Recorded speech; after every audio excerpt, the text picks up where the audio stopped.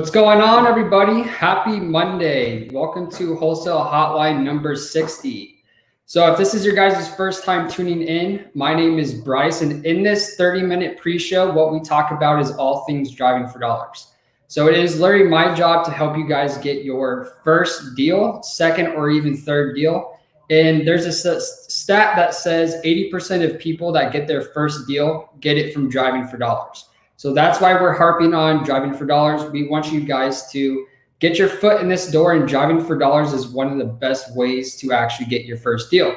So in this 30 minutes, kind of how it breaks down is we're going to be talking about, my day. I actually go out in the field. I drive for dollars using the BatchDriven app. I come home and I show you guys some of the houses that we actually added. I show you guys why we decided to add them to our driving for dollars folder. And then what we're going to do is actually hop on the power dialer. Okay, so we have about 7 lines dialing right now on the batch dialer app that we use to cold call. And we're going to try to get, maybe a few conversations on the dialer. Okay, but before we get started, I need to know what market you guys are in. I want you guys to squad up in the comment section, because I think it's very important for you guys just starting out to, meet new people, kind of network with each other, and hopefully get your guys' first deal. So that's what we're going to be talking about today. Yeah, so Carissa, this is actually going to save on the YouTube channel. So this is all going to save. So no worries if you can't stay for the entirety of the show, but it is going to save so you can go back and rewatch it. Okay, so Jim is in Dallas. Looks like Dallas. There's quite a bit of people in Dallas. We have a few people that have been in Zoom calls. They're squatting up. They're actually cold calling each other's list. They're driving for dollars list. So Jim, thank you for mentioning that. Looks like we got Justin from Tampa. Awesome, guys. So we got another guy, Edwin from Texas. Eduardo says he's from Fresno, California. Awesome. Quite a bit of people in Florida as well. Larry says LA. Awesome, guys. So I'm super pumped to have you guys on. It's really just my job to help you guys get your first deal. We utilize the BatchDriven app, and that's what we're going to be talking about today. Okay, so we're just going to jump into this. I'm actually going to share my screen. I'm going to show you some of the houses that we actually added to our driving for dollars list. Okay, I always try to aim, because I do this full time, I always try to do 50 properties every single day. And we added a total of 58 properties today. 58 properties, and it took us about 1 hour and 42 minutes. Okay, so I'm actually going to share my screen, and I'm going to show you some of the houses that we actually added.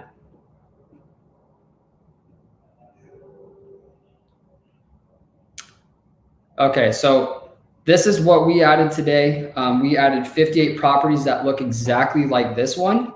And I'm going to sound like a broken record here, but I think it's super important.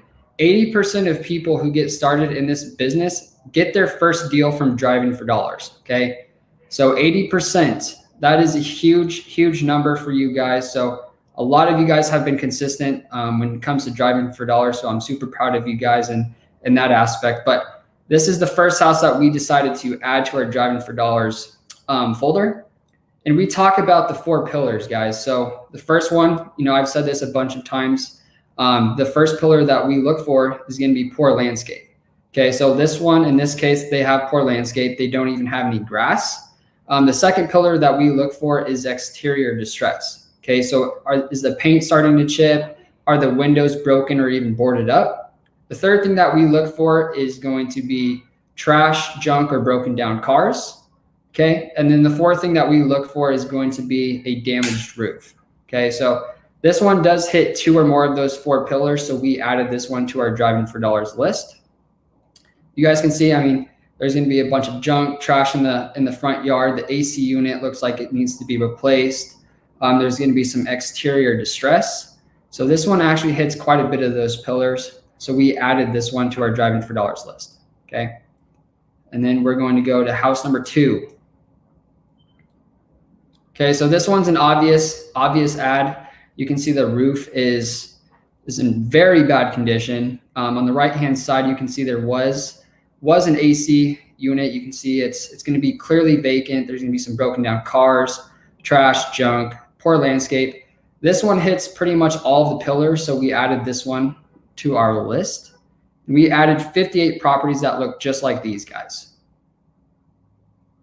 Okay, here's another one. Now, this one you guys might not see there's too much wrong with it, but I wanted to highlight what a lot of people do when they drive for dollars virtually is they'll actually go onto the BatchDriven app and they'll search on the aerial view. And what they'll do is they'll actually look at the tarps. There's going to be a blue tarp on this one. You can see that the bricks are holding that tarp in place. A lot of people that drive for dollars virtually will try to identify, tarps or empty pools, and that's going to give them, a great way for them to actually start in this business. So this one's going to have a damaged roof. It's going to have exterior distress, poor landscape, and it's going to have some junk on the side. Okay, so we added this one to our driving for dollars folder as well. And then this one, this is the last one that we decided to add. Same thing with the roof. I mean, you can see that it has some very, very bad damage on the roof. The exterior looks like they did it themselves.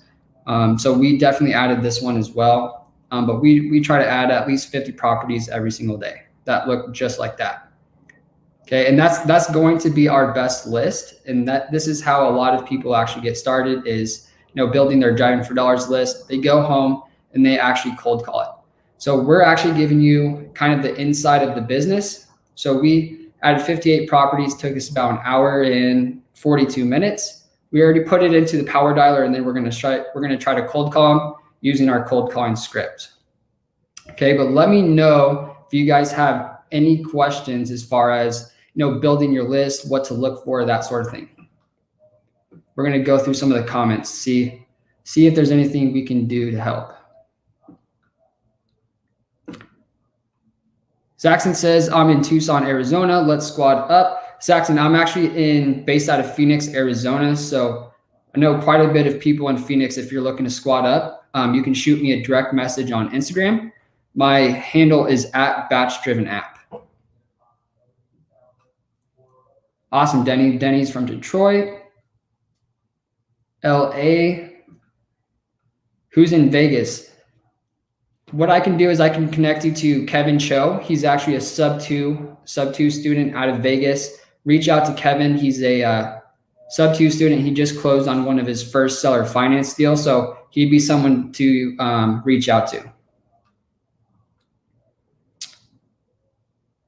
Awesome. So Big Ant Gaming, I just drove for dollars today too.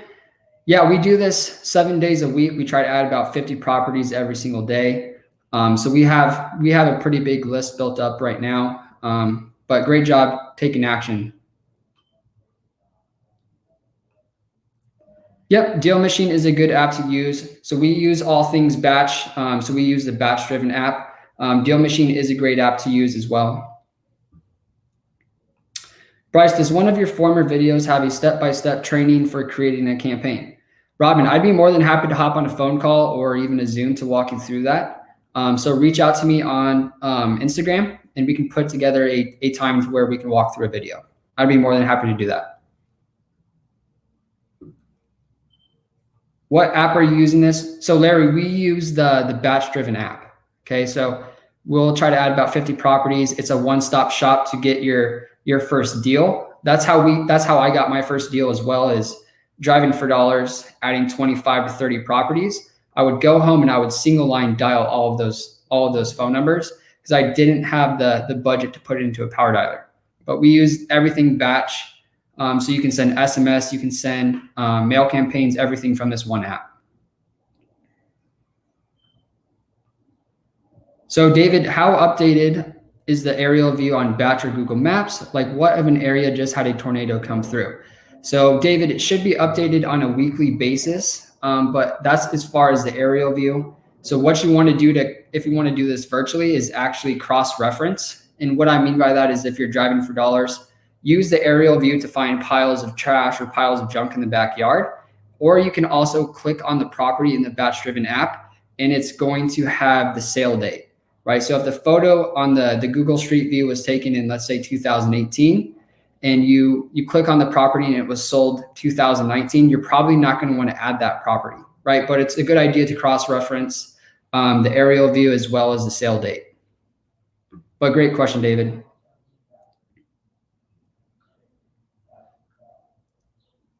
I'm in Las Vegas. So Jeff, reach out to Kevin. Kevin Cho is a sub-2 student. Kenny says batch driven all day. Yeah, we use batch driven. We love it so much. Barbara says driving for dollars now. Most houses in good condition. Do you screen neighborhoods before you start? So great question, Barbara. What we do the night before is we'll actually try to find areas that need a ton of work. So we'll try to look for blue tarps, empty pools. We'll try to find houses that have a bunch of trash or junk in the backyard. And that's going to give us a good way for us to start. And I'll actually show you on my phone. This is what my my phone looks like, if you guys can see this. So what I'll do is I'll actually have 2 or more neighborhoods on my my route. That way, if I don't hit 50 in the first neighborhood, I know I can go to the second neighborhood and I can hit the rest of my daily limit. So I like to have 2 or more neighborhoods when I'm driving for dollars. But yeah, Barbara, definitely do your due diligence the night before. It's going to save you a ton of time. Zach's been very consistent with batch driven. He's in Indiana, so make sure you're squatting up with him. Okay, let's see. So Jeff, once you identify a property, do you call, door knock, and or mail them? So Jeff, I think personally, it's going to be most efficient if you just add it to your list, you go home, and then you cold call or send an SMS. Okay, but on the weekends, we actually door knock. We door knock only pre-foreclosures. Unless it's a super ugly distressed house, we'll pull over and we'll actually just go knock it.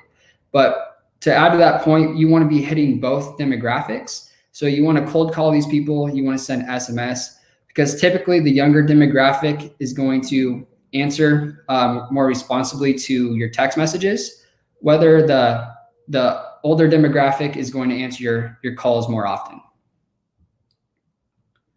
Yeah, so Dominique, how much is the batch driven? It depends on the plan. The base plan, the one that I use to get my first deal, is $49.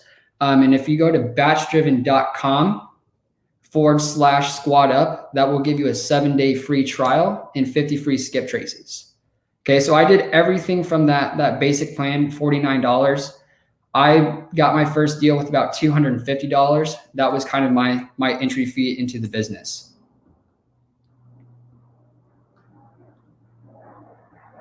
Okay, who's in Houston? So Justin, we use all of the batch. So we will use the batch dialer.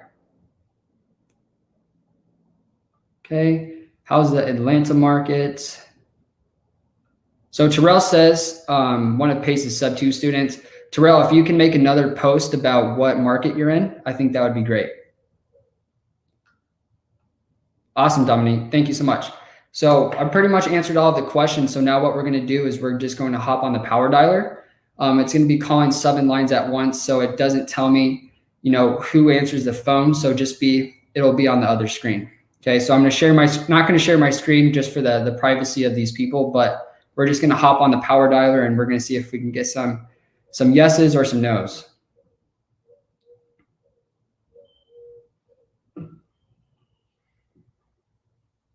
Okay, and this one's going to be calling about 7 lines. We have 7 lines running. So the way that works is it's going to call 7 people. If one person answers, then it's going to hang up the additional 6 lines, and it's going to put them in the back of the queue. Okay, so that's kind of how that works. But we have about 624 leads right now. So we're going to be cold calling the rest of these.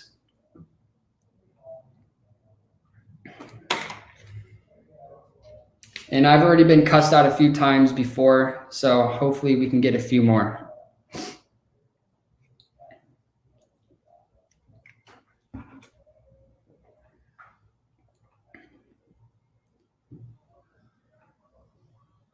Okay, it's connecting now, and then I will see if we can get some people on the phone. You are now connected to the predictive dialer.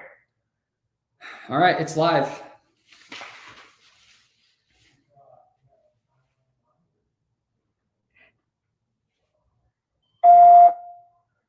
Hey, Justin. Yeah. Hey, Justin, this is Bryce. How you doing? Doing good. Good. Hey, I was just giving you a quick call about your property on 85th Place.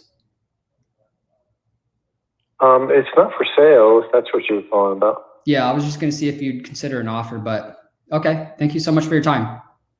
Okay, thank you. Bye-bye. Bye-bye. Awesome. So that guy was actually very nice. We're cold calling. We're here in Phoenix, Arizona. So typically they're not that nice. So what we're going to do is I'm just going to mark this not interested. And as silly as this sounds, we'll actually end up calling this list again in about 6 months. So everyone that's not interested now, things do change. So we'll actually end up calling this list again in about 6 months. Okay. So I'm just going to mark not interested, save and resume, and then we're going to move on to the next phone call. But that's how I personally open up my line. It really just depends on, the person. Brent Daniels, TTP, has a great script. So reach out to him if you guys need a script for cold calling.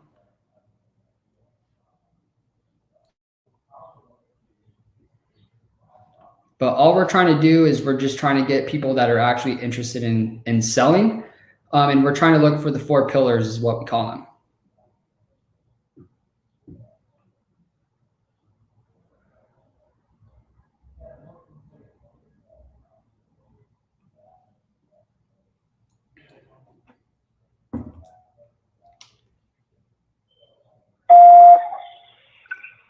Hi, Hello. Layla. Hi, is this Layla? Yes, Bryce. Hey, Layla, this is Bryce. How you doing? Good. Good. Hey, I was just giving you a quick call about your property on Elena Ave. The property? Yeah, I was just wondering if you've considered selling. No, I'm not interested in selling it. Got it. Okay. Hey, do you have any other properties you're looking to sell? No, this is my only property that I have. Got it. Okay. Thank you so much for your time. All right. Bye-bye. Bye-bye. Okay, so that's 2 nice ones. That means the third is probably not going to be as nice. So I'm going to mark this one not interested. Keep in mind, guys, it's literally just a timing and consistency thing. You just have to go through this list multiple times to try to find, the people that are actually interested in selling. But I'm glad we actually got a few people on the phone this time instead of last week. We didn't even get one person on, so that's good news. Hey, Manuela? I'm sorry? Is this Mr. Figueroa? No, wrong number, buddy. Okay. Hey, while I have you on the phone, do you have any properties you're looking to sell? No, I don't.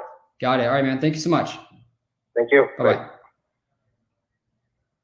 Boom. So even though that was the wrong number, we always ask that question, hey, do you have any other properties you're looking to sell? And that's actually ended in some contracts. So make sure you guys are always, making the best use of your money and ask that question because you never know who is on the other line. So this one, I'm just going to mark wrong number. I'm going to answer a few questions before we hop on the next one. Yeah, so Brent says free TTV script, go to ttpinsider.com. He has great scripts there, so make sure you reach out. Brent, how's it going? Bryce, fantastic, brother. I love that the first one you didn't ask if he had any other properties. The second time you did ask. The only other thing that I would give you a little bit of twist on that is say, or even maybe a piece of land, right? Like get real specific because they're like going no. Their force fields built up saying no.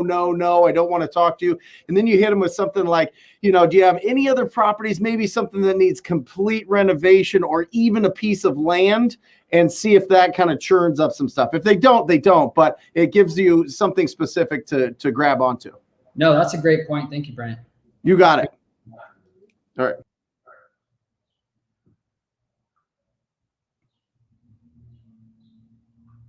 No, awesome. So let me see here. Zach says the more you get cussed out, the bigger your arms get. Just check out Brent Daniels pumping that dialer.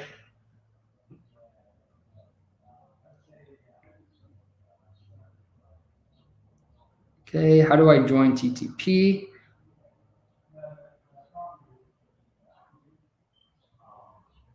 So Jalen, to answer this, if you are virtual, how do you pick what list to pull?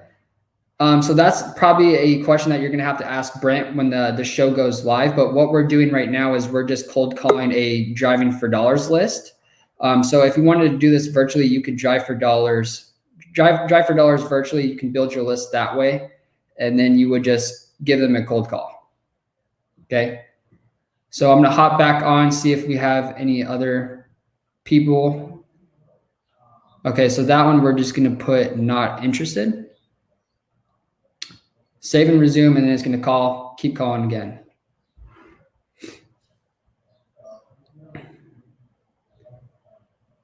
But on this one, let's see if we can, we're going to take Brent's advice and see if we can get more specific.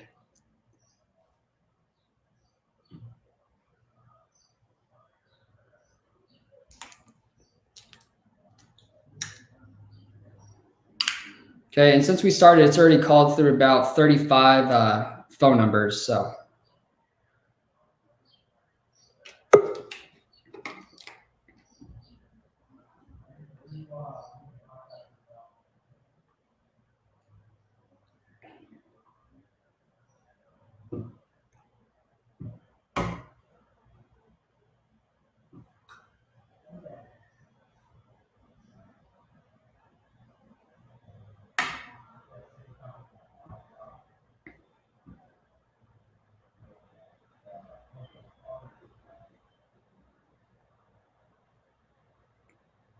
So Barbara, how late at night do you call? Typically, this is going to be one of the best times. A lot of people are getting off work now. So we'll actually end up calling around 7 p.m. But I've found that the best times to cold call are typically in the mornings when people are going to work, or late evenings when people are getting home. They just have more time to be on their phones. They're not really busy at work. Hey, Barbara. Hey, Sylvia. Hello? Hey, is this Mr. Barcenas? I'm sorry, who's this? Is this Mr. Barcenas? No, it's not. It's Okay, Diamondback hey, I Farm. must have the wrong number, but might you have any properties or any pieces of land you're looking to sell? No. Got it. All right, man. Thank you so much. Thank you, man. And what I like doing there is, I was actually trying to get a hold of the owner at the property at whatever that address is that you're calling. Maybe you're not just saying addresses on the live show. I get it. But that's what I would use there. If somebody's like, no, this isn't me. No, I don't know who that is or whatever else. Okay, I'm trying to reach this owner. I'm looking to buy a property in the area, and it's kind of difficult getting a hold of the owner. Do you know him? Do you have any idea? Is this just a totally random call? And then just talk to him there, and then opening that up. And Barbara, how late do you call? I would cut it off by 8, to be honest. I kind of have a rule that if the sun's up, it's good. But if you're forced to call later in the evening, then go for it. The best time to call is when you can be consistent. So make sure that you just don't overthink it too much, and just do it when you can fit it in. Yeah, I was telling her that we usually cold call until about 7:30. I don't want to call any later because people are usually, eating dinner, that sort of thing. Awesome. So Kenneth says, I'm sorry, I just got here late. What dialer are you using? We are using Batch Dialer. We use everything under the Batch umbrella. So Dominique says, so whatever you're looking at on the screen, is that batch driven? Reason for asking, because I hear you being able to mark if they're interested or not interested. I like that, so I won't have to keep calling them the same people over and over. So Dominique, what we're doing is we're on batch driven building a driving for dollars list. And then what we do is we export that list that we added into a power dialer. And the power dialer is the one that gives us that option for interested or not interested. But that's a great question.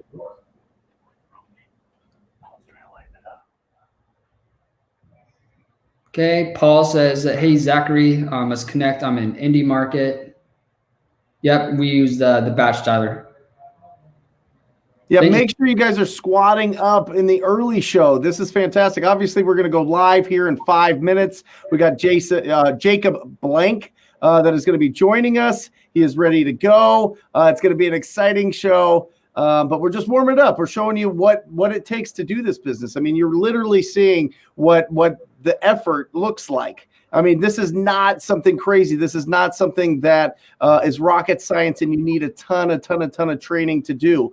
find ugly houses, get their phone number, call them up, and see if they would consider an offer on their phone. And your skills will improve. Your skills will improve. Your endurance will improve, and your ability to really, really generate leads will improve every single hour that you stack into your experience.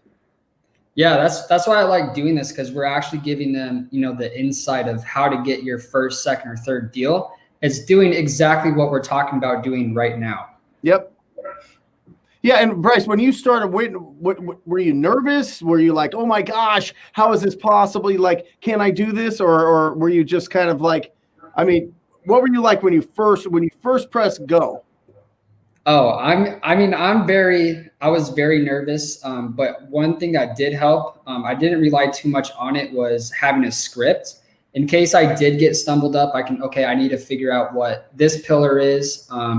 But I mean, it's one of those things, the faster you get it done with, the faster you can, possibly delegate it out in the future. So that's kind of my mindset going in. I was like, okay, if the faster I get my first deal, the sooner I can hire, virtual assistants to do it for me.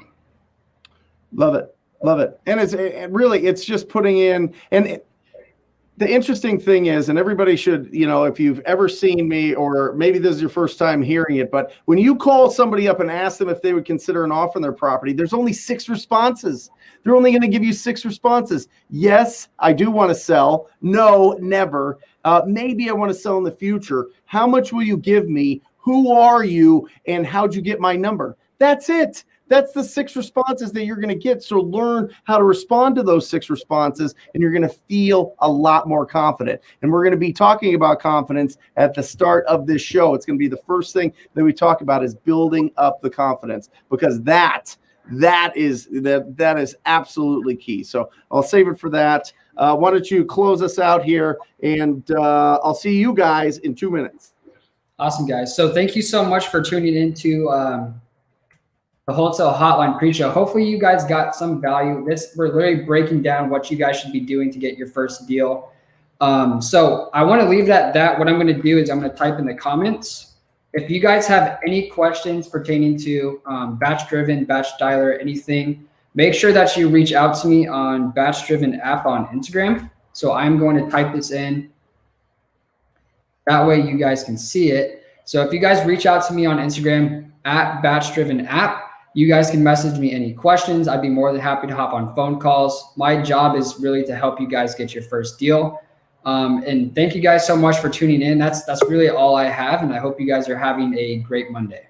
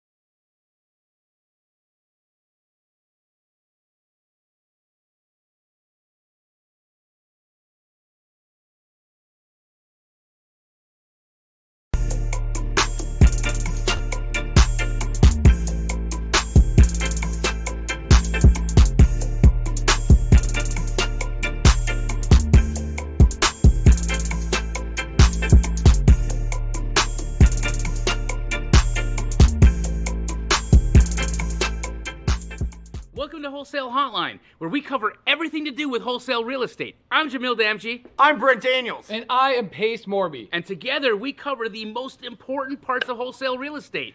Lead generation. Conversion of sellers into contracts. And dispositions. Guys, remember, when you're watching this show, do us a favor and squad up in the comments. Make sure that you are liking and subscribing to the YouTube channels and in the Facebook group Wholesale Hotline.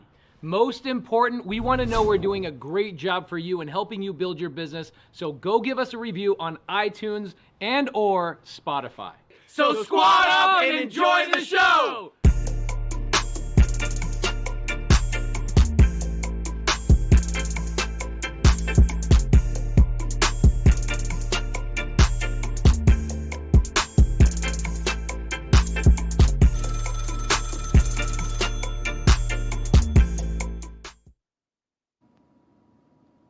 Everybody. Hey! Here we go. Voila. Absolutely incredible. Where's Jacob? Let's get Jacob push add a stream. There he is. All right. Woo! Hey, welcome everybody to Wholesale Hotline number 60, where we have 90 minutes to answer the questions you have about your wholesaling business. It doesn't matter if you've never done a deal or you have done dozens and dozens and dozens. We are here to answer all of your questions. I am one of the four hosts today, but one of the three main hosts, Brent Daniels, Mr. TTP. I've got Pace Morby here. Next to me, below me is Jamil Damji, and it is our pleasure to introduce for the first time on our show, Mr. Jacob Blank. So Jacob, say hello to the whole Wholesale Hotline. Thank you guys for having me. I appreciate it. I'm excited. Let's answer some questions. Let's help some people out on their real estate journey. Let's do it. Awesome. Dude, first and foremost, Jacob, I think it's important that we share with people your incredible story, right? Because you're not just some average, not that anybody who's a wholesaler and that's doing it consistently and making a business is an average person, because that's an incredible human being doing an incredibly difficult thing and making life work and making money, and all that's great. However, I met you when you were 17 years old. Yeah, I think I might have even been 16 the first time I met you. 16 years old. 16 years old, I meet Jacob Blank for the first time, and completely shocked me. He shocked me that there was somebody that age that was paying attention, learning, following, watching YouTube, figuring out how to do this business, and just, you know, at that age, you're more worried about Nintendo. You're worried about girls. You're worried about all the things that 16-year-olds do. And meanwhile, you're over here like, how do I go make $1 million? So first and foremost, Jacob, can you explain to the people who don't know you what that journey was like, and how did you find this crazy niche of wholesale real estate? Yeah, so my journey in real estate started when I was pretty young. My dad's been flipping houses, and he's been a realtor since 2004. And he would do like 4 to 7 flips a year. And I would go when I was 12 years old and, paint walls, move rock, whatever it was, for like $20 on the weekends. And that's kind of how I got, interested in real estate in the first place and was brought around it. And then when I turned 16, my family was going through a bunch of family issues. We had a lawsuit on one deal, and it was like destroying my family and separated everyone. And my dad found this deal direct to seller, and he thought it would be good for me to be with him every day to help him out mentally and financially, and just work with him day in, day out. And he's like, you know what, you should put $5,000 down on this flip. And if you do the process from start to finish with me, you learn the paperwork, you do everything, right? I put in toilets, painted baseboards, tore out carpet, you name it. I did everything possible, which is important to do because you got to learn every part of the business before you pass it off to someone else. So that's what I did. I doubled my money, and now I had $10,000. When this flip was coming to an end, I found out about wholesaling real estate. I saw people like Alex Sines, who started at 18 years old. And I was like, oh my gosh, I could really do this. And I realized that flip took us like 6 months because we did so much of the work ourselves, and flips just take a long time. I realized, wow, I could have done 10 wholesale deals in the amount of time it took me to do that one flip and made 10 times the money with little to no money out of my pocket. And I'm like, oh my gosh, I got to go for this. This is really something I could do at my age. I really think I could do this, right? I don't have to go get hard money. I don't have to figure out how to get someone to lend me private money to run my own flips. I can do this. I can really do this. And that's when I got hooked. Next thing you know, I'm up till 3 a.m. every night, learning everything I possibly could. Like you said, most kids are focused on video games and whatnot, and girls and partying and whatever it is. But if you are young and you just surround yourself with knowledge and you spend all your time trying to learn these things and stop watching stupid shit on TV and start focusing on the real stuff that could change your life forever, that's what will change your life. So I'm up till 3 a.m. every night, filling out my notebook, figuring out different strategies to do, right? I'm watching Brett Daniels. I'm watching Jamil. I'm watching Pace. I'm watching all these YouTube videos, trying to figure out how do I get my foot in the game. And then after I felt like I had a good understanding of the business, I started taking action.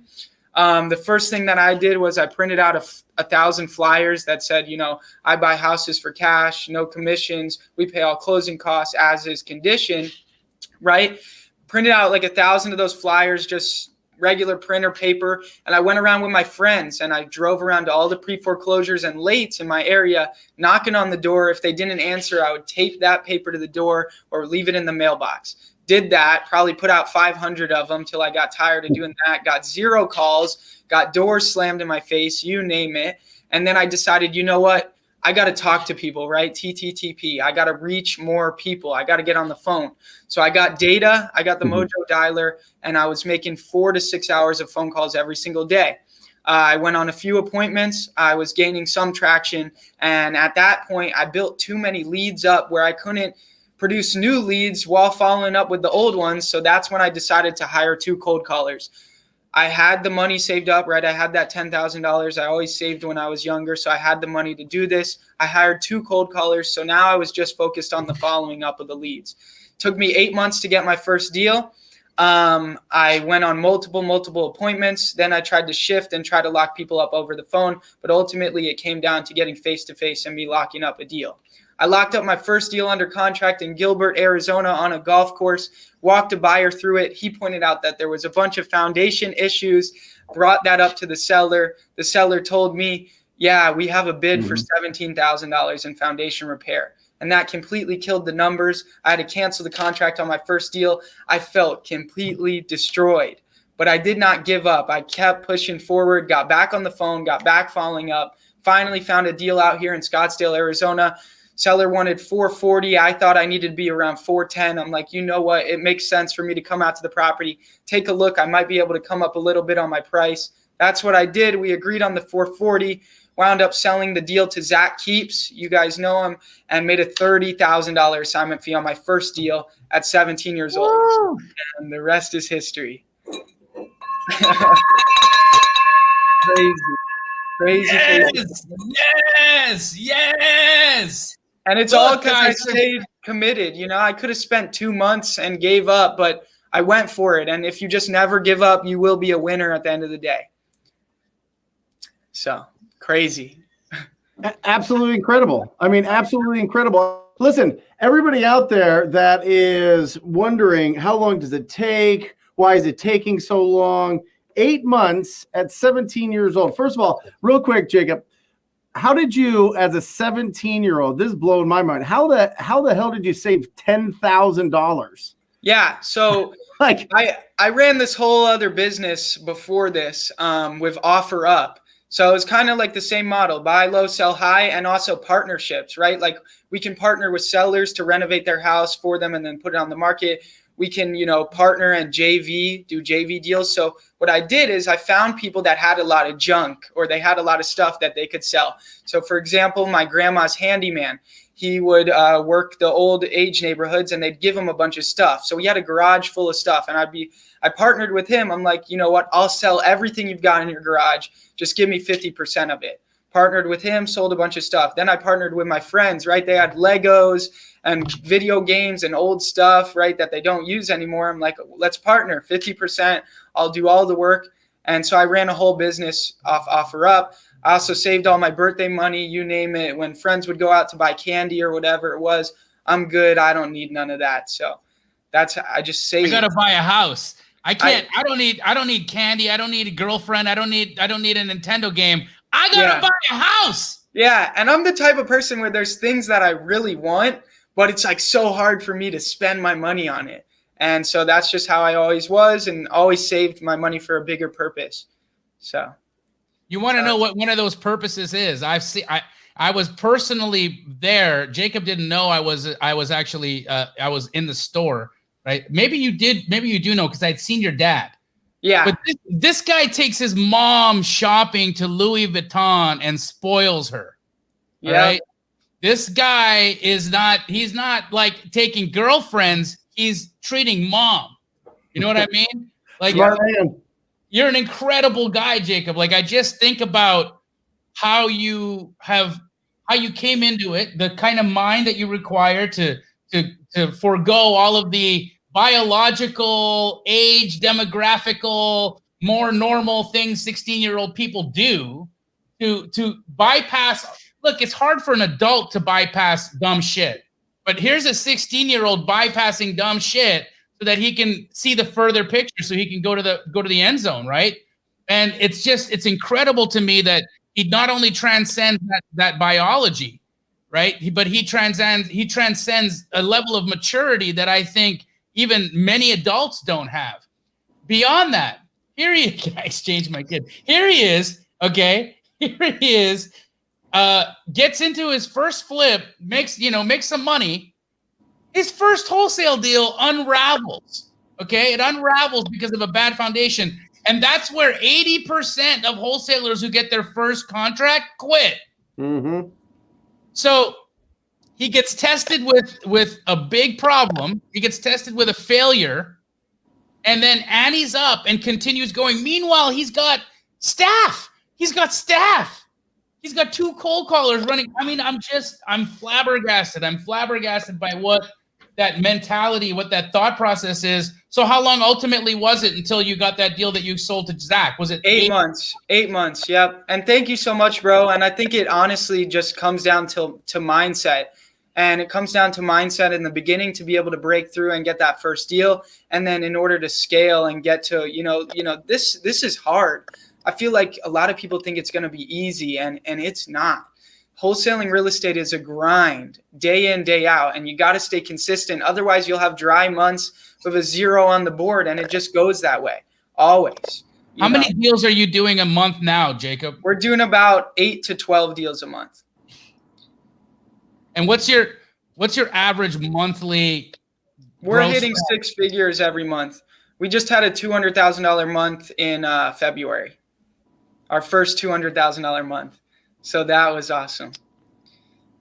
So yeah, crushing it. Can I jump in and say something? I agree with everything these guys are saying, but I think there's something we got to highlight real quick. Okay. We got to highlight somebody who changed the trajectory of your life. Your dad, right? We got to look at the fact that the reason why we're all in this game is we're trying to build our own legacy.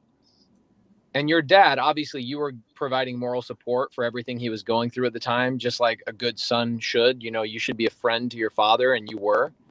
And by no means am I stripping away anything that you did, because everything you did is nothing short of miraculous. I promise you that. The one thing that I tell people all the time is that when I meet people, they go, well, what are you trying to do? What are you all about, Pace? I say, well, I'm all about 3 things. Number one, I want to help people quit their jobs, right?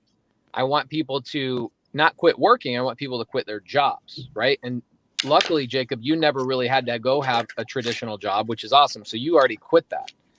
Number 2, I want to teach people how to be consistent in that. And then number 3, I want those people to turn around and help their children never have to have a job in their freaking lives, right? Now, your dad already did that. Like, your dad helped you build a legacy, or your dad is building his family legacy. He might not have known. Did he know he was doing that at the time, Jacob? Not in the beginning. We were just trying to get out of deep waters. Like, we were just trying to get a breath. I don't really talk about it much, but we were in really bad times.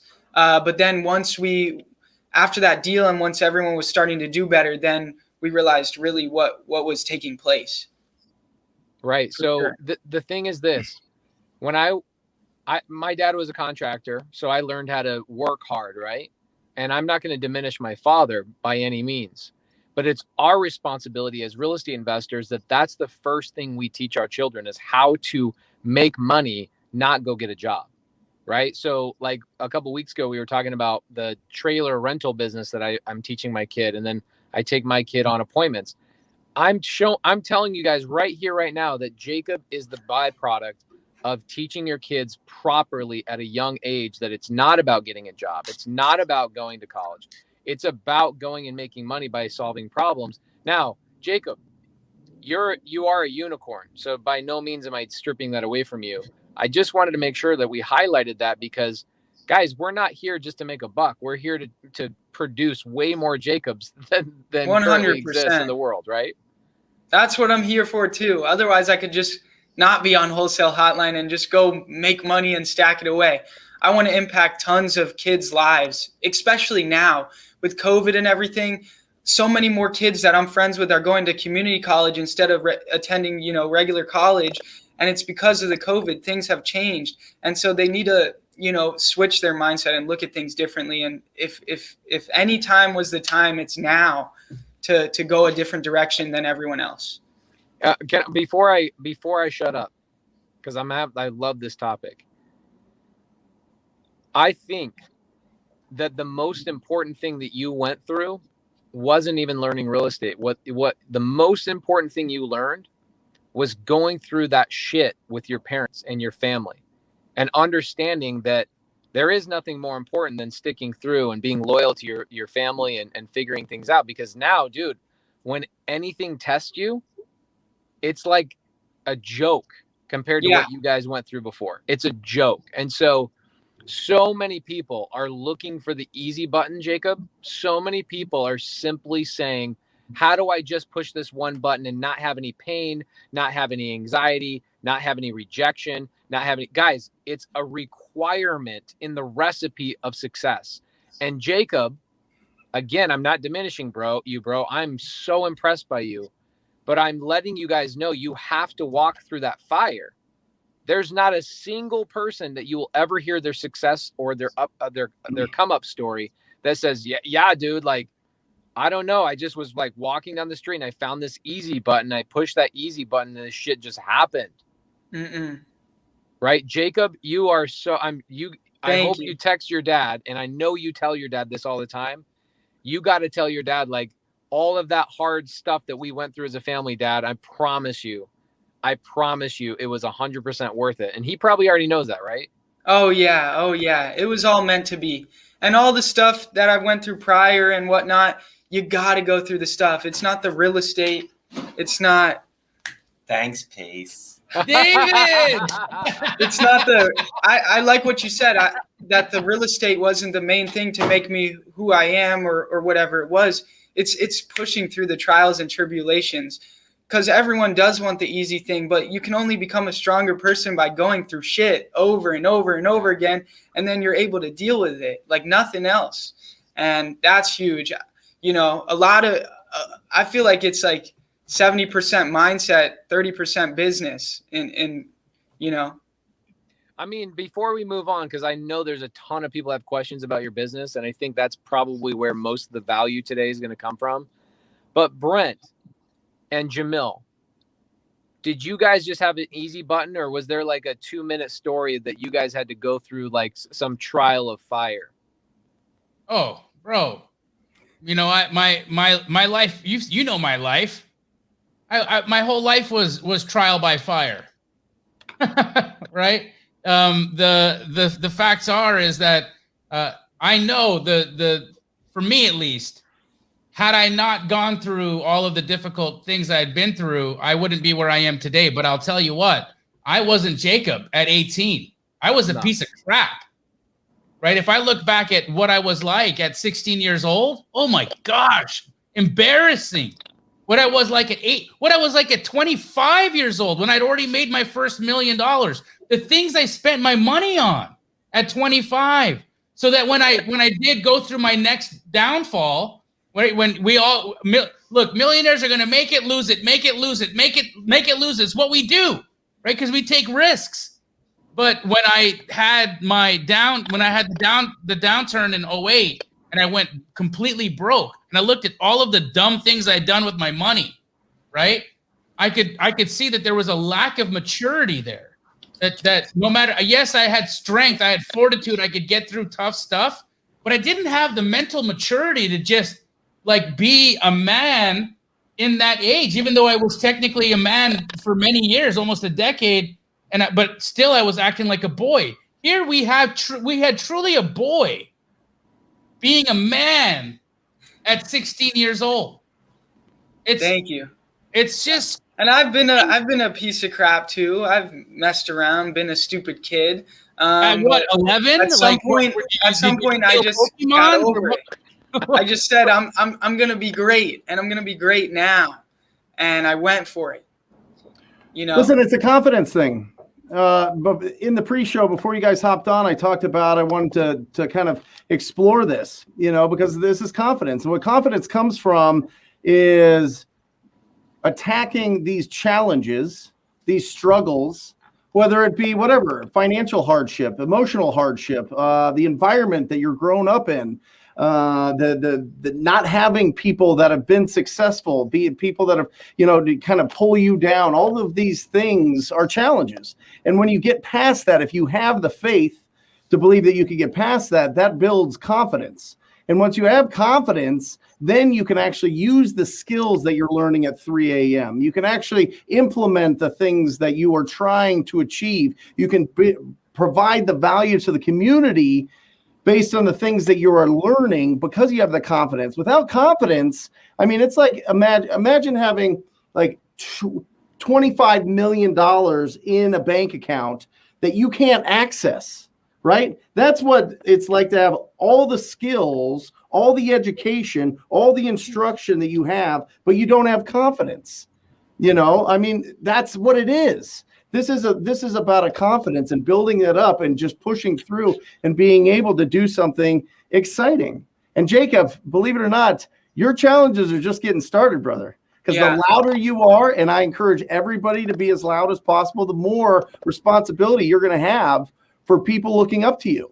And because of that, that's going to be a challenge at 18 years old, 19 years old, whatever it is, that's going to be a challenge. And I'm sure it's a challenge that you are ready and open to accept, but it's a challenge. It's a distraction. It's things that will affect your business, either positive or negative. So you have to look at it and look at what is the true goal here. Is the true goal to build a legacy of being a real estate investor? Is it to be an influencer? Is it to be a coach? Is it to be a great dad or brother or father or whatever it is, or son? What is the goal? And then attack that and add your confidence to whatever that is and make sure that you're just staying on that path, because you've got an incredibly bright future. And I'm excited to watch it. I'm excited to watch it unfold. I'm excited to see what you do over the next 7-10 years.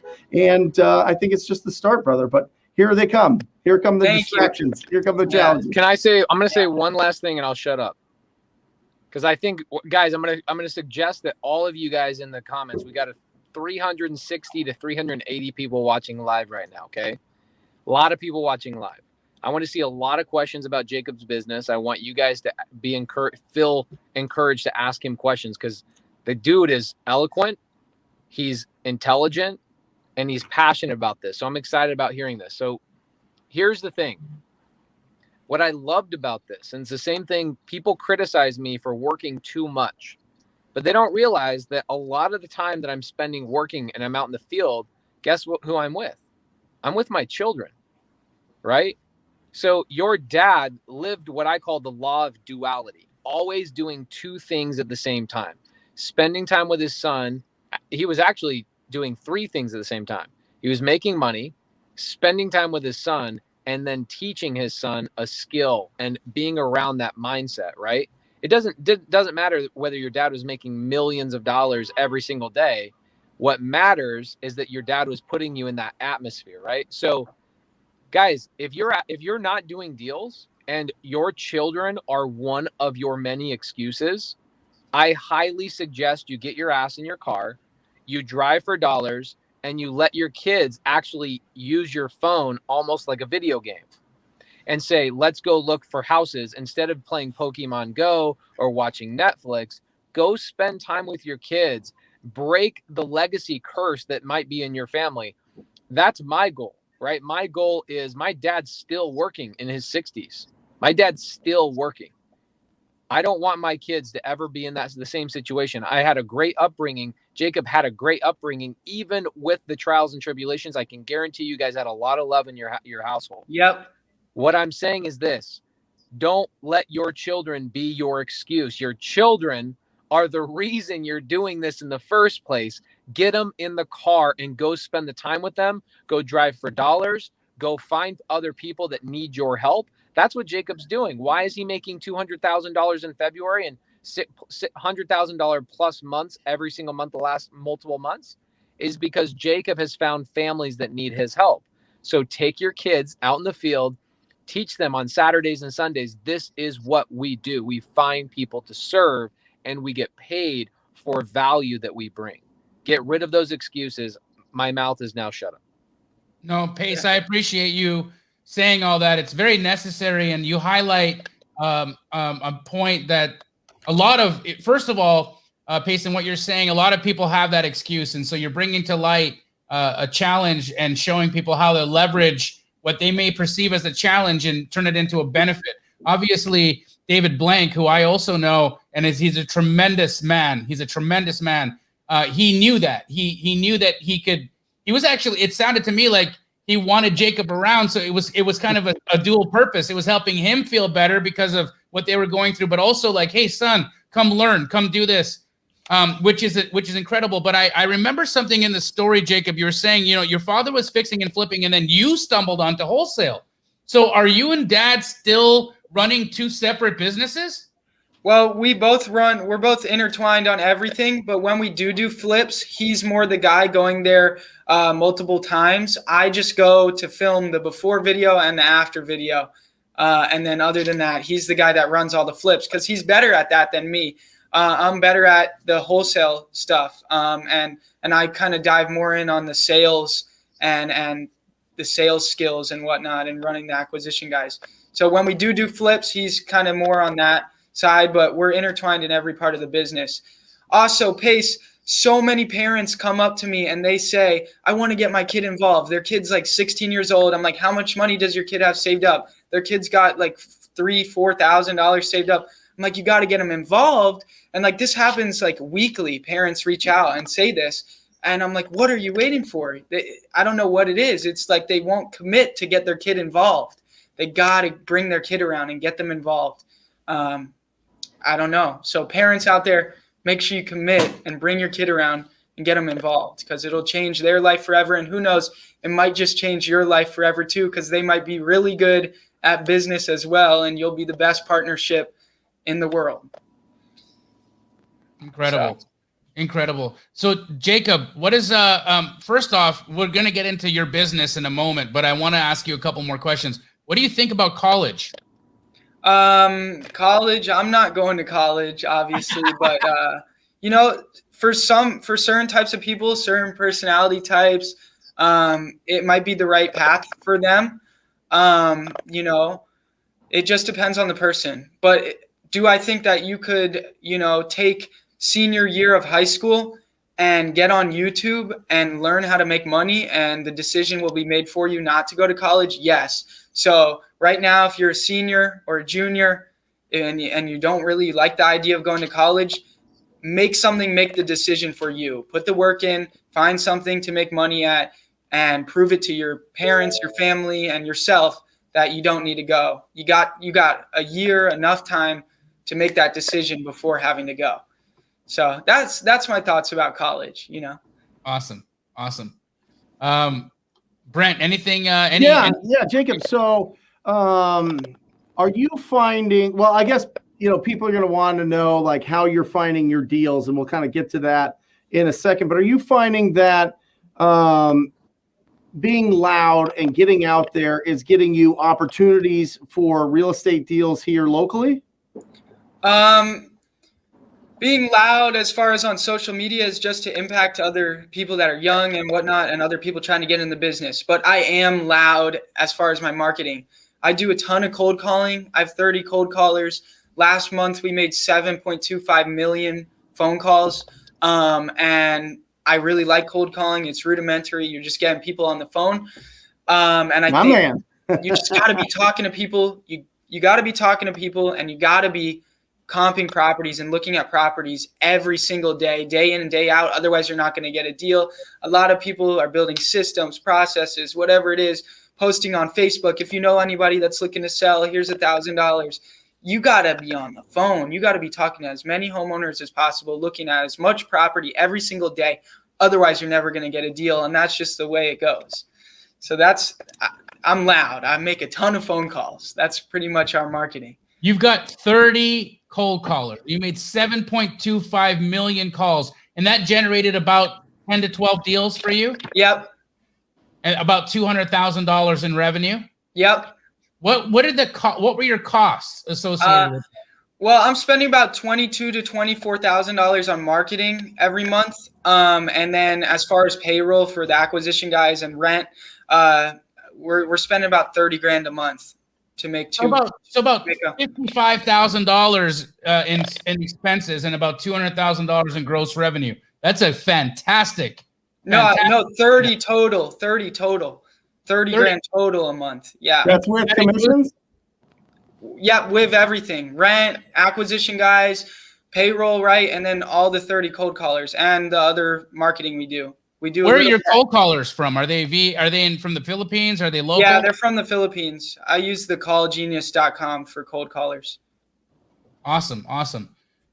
Jacob, what kind of data are you pulling? What's your favorite type of lists? Well, obviously I have a lot of cold callers. I'm making 7.25 million calls a month, right? So I got to go pretty broad.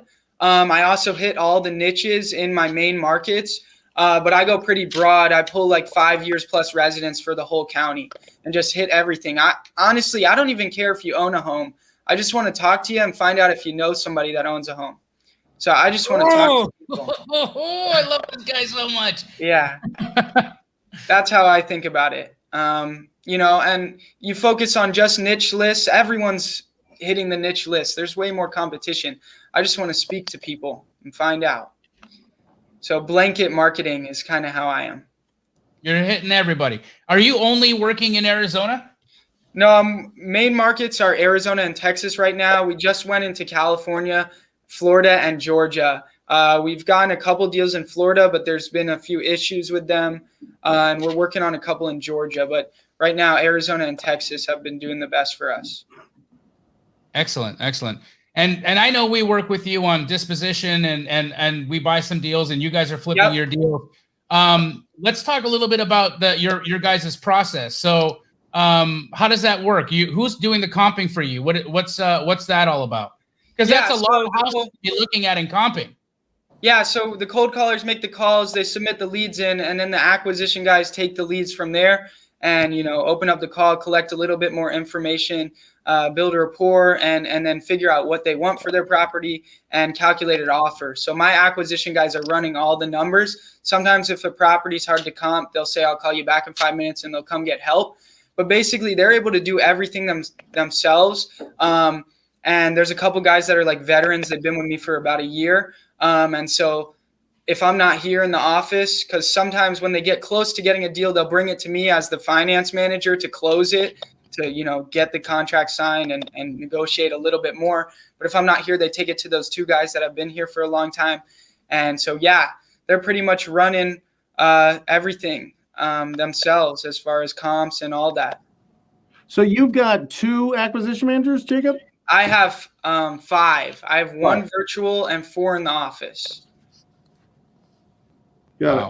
But I had 6 a week ago. But are they commission only? Or do you give them a base? I do salary of $2,000 a month, but we just switched to payroll, and so we're doing like $1,680 or something a month, and then I pay 10% commission.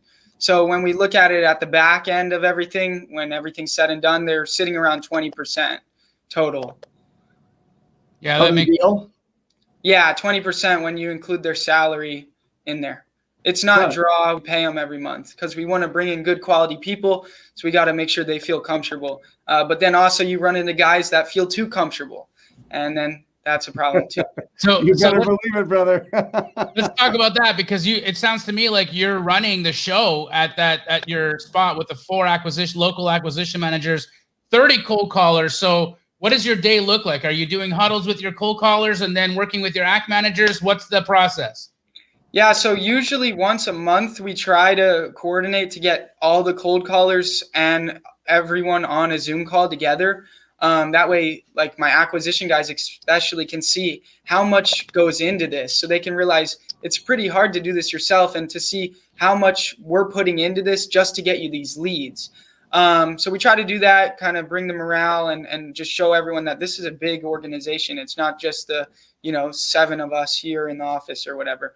And so normally on Mondays we'll do sales training. And then if I see errors or whatever, because they send me a recording that they want me to listen to every day. If I listen in the morning, and then if I see errors, we'll do some sales training every morning. And then I'm like Dispo, mainly I run all the Dispo. So that's pretty much what I do. Transaction coordination, Dispo. And then I do all the social media stuff. And then I'm just here to help them out with whatever it is, whatever rebuttal they're hit with or whatnot. But yeah, my days change, right? When we're the CEO, we're just putting out fires. We never know what's going to pop up. So there's not really a set schedule for the most part. And it's fun because Jacob and I just worked on a deal. I know it got a little sticky at the end, but we muscled through it. Yeah. Incredible. First of all, incredible negotiator. I'm trying to buy a house from Jacob, and he's not just going to sell you a house and give it to you at the price you want it at. He's going to sell it at the price he wants to sell it at. Right. Yeah. And I love that, bro. I respect you're on here because all of us collectively respect you and love you so much. But it was truly the negotiation that I had with you that piqued it in my mind to think this guy is something else. He is different. He's cut from a different cloth. And I think it's just so incredibly inspiring for people to see the success and see what it looks like and just see that it's not really out of reach. I mean, guys, this is somebody who learned how to wholesale from YouTube at 16 years old, then took action and you got a list and skip traced the list and did some cold calls, then hired 2 cold callers and waited 8 months to get his first deal and failed in the first time he got a contract, failed and kept going.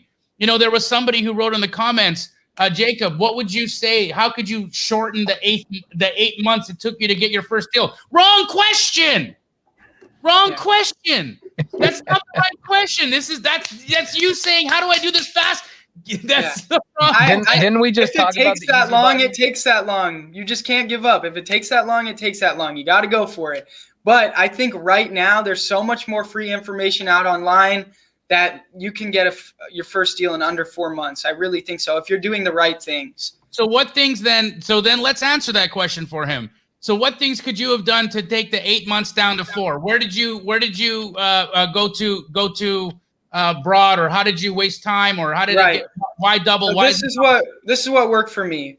I would have not done the flyers. I did some bandit signs too. I forgot to mention that. No, wouldn't have done that. You got to be doing proactive marketing. The flyers are kind of proactive, but you're waiting for them to call you back. You got to be doing proactive marketing, not reactive. You don't want to be waiting for people to come to you. Then it's on their timeline. You want to get this deal quick. You got to go for them.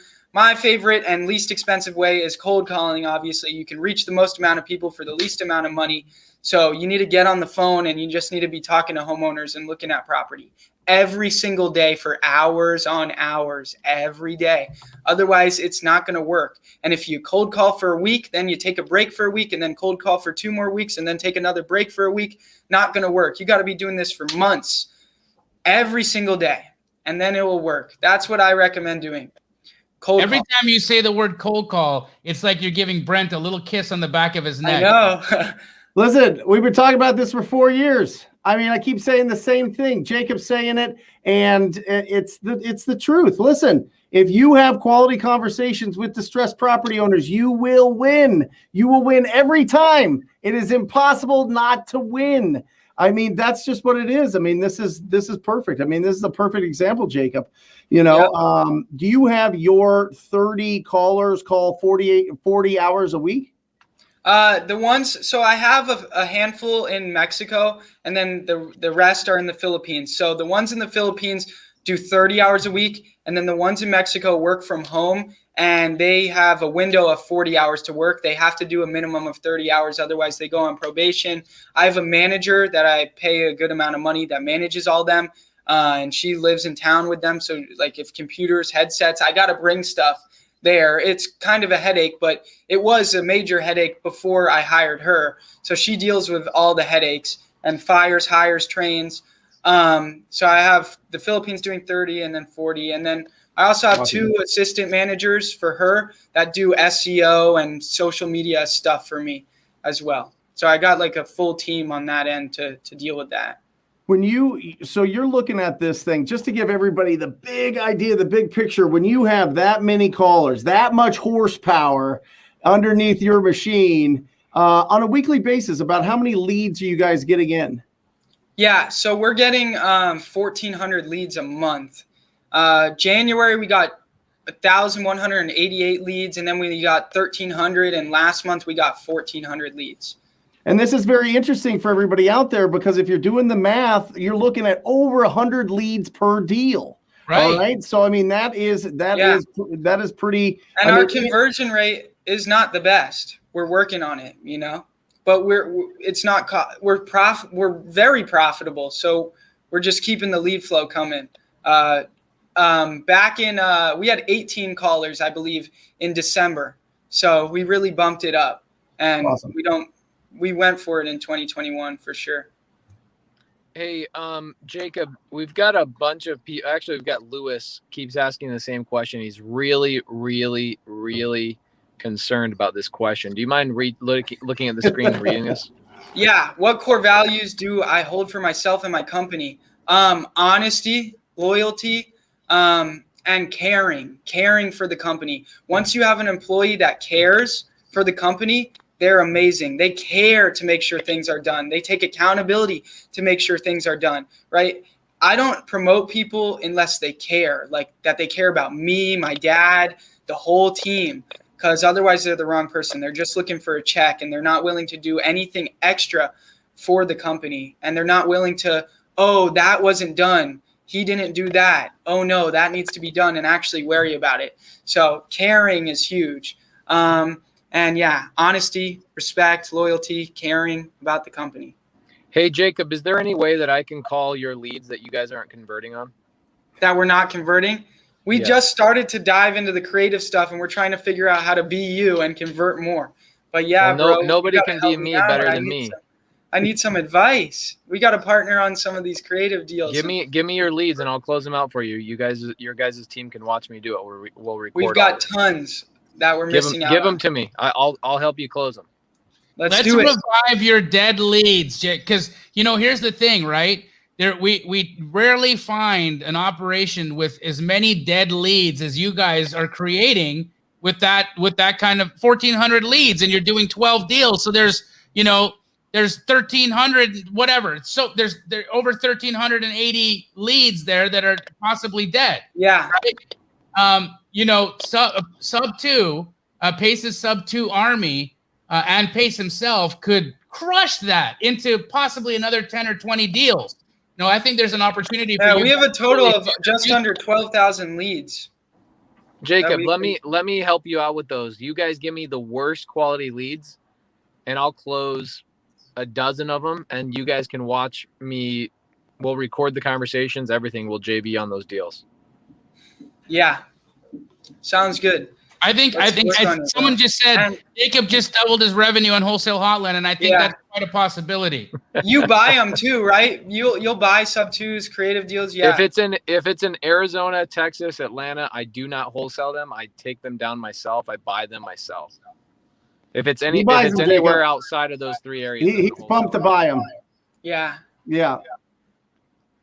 Let's do it. I'll pay over retail. In fact, we have 9 properties we're buying right now, and the offer price is, here's the offer price. It literally says this in the offer price. It says Zillow plus $20,000 on all 9 houses. So whatever the day we close is, she's going to go to Zillow, the seller, and she's saying this is the contract price is Zillow plus $20,000. Wow. I love your video of the Starbucks. Will you take terms? That was so funny. Yeah. All of them are so good. So you've been doing some social media and influence stuff, really getting out there to help show young people that they can take control of their financial destinies and their futures and really become entrepreneurs at a young age. Talk a little bit about that journey, because we've got, how many 400 people here right now watching live, many of whom are a little bit older, and they're older adults like myself and Pace and Brent that have a little bit of. And again, for me, I didn't start getting onto social media and talking until about a year ago, right? Yeah. And I was really recluse and really not wanting to be out there, but I've seen how relevant and important it is. Talk a little bit about that journey, why you're doing it, and what impact you've made. Yeah. So growing up, I always wanted to be a YouTuber. Always, and that was like my dream. Or that's like a TV star for you in your age group, right? It's like basically like being a TV star. Yep. Yeah. So I really wanted to be a YouTuber, and I was doing photography and video stuff like all the time. I bought multiple cameras growing up, and that was like what I actually spent my money on, because I liked doing that. And it's just crazy how both worlds collided, how I could like do social media and real estate and help people. And so that's been super amazing. But, not only just helping people, being on social media and putting yourself out there opens so many doors for you. The people that I've met, right? Even me just being on this call with you guys that are crushing it in real estate, the doors that can open for you from being on social media is unreal. So yeah, what I do on social media, I put out 2 to 3 YouTube videos every week, teaching you how-to videos on, how to get proof of funds, right? Deal breakdowns, case studies, how to do cold calling, talking to motivated seller tips. I put all that stuff out, 2 to 3 videos every week, everything you could possibly need to get into the business. And that's pretty much my main focus right now. I do a little bit on Instagram, but as far as education and trying to help people, I put that mainly on YouTube. And yeah, it's been great. I mean, the comments just now, like what people say, it makes me feel amazing to do this and really see how I'm impacting people's lives. And, it helps because I feel like this too. If you're young and you kind of want to document your real estate journey on social media as you go, I feel like a lot of the people around you, your friends, like suppress you. You don't want to do something out of the norm. You don't want to post about it. You feel embarrassed, or this is cringy, or whatever it is.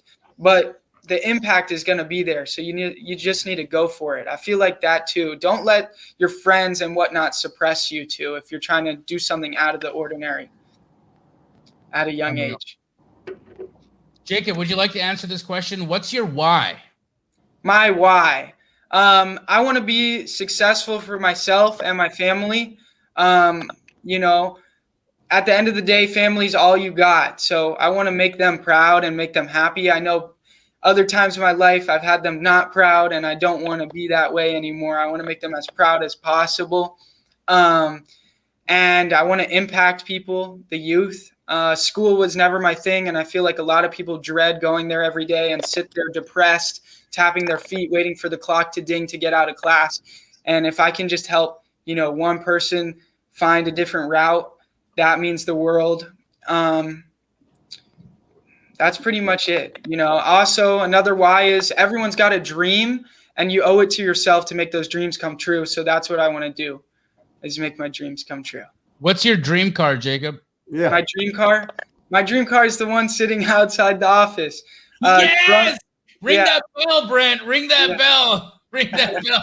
Tell us what it is. Tell us what it is, Jacob. Tell us what it is. So growing up, I was always wanting to be a YouTuber, watching YouTube, and they were all buying BMW i8s. So it was like ingrained in my brain. One day I got to get this. And I set the goal in December of 2019 to buy it. December of 2020, bought it. So you can manifest this stuff into your life. You just got to write it down, visualize it, think about it, set the goal, and it will become a reality. So awesome that I've been able to do that too.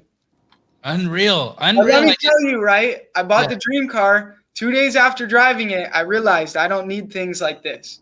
Yes, that's also true. And you know what?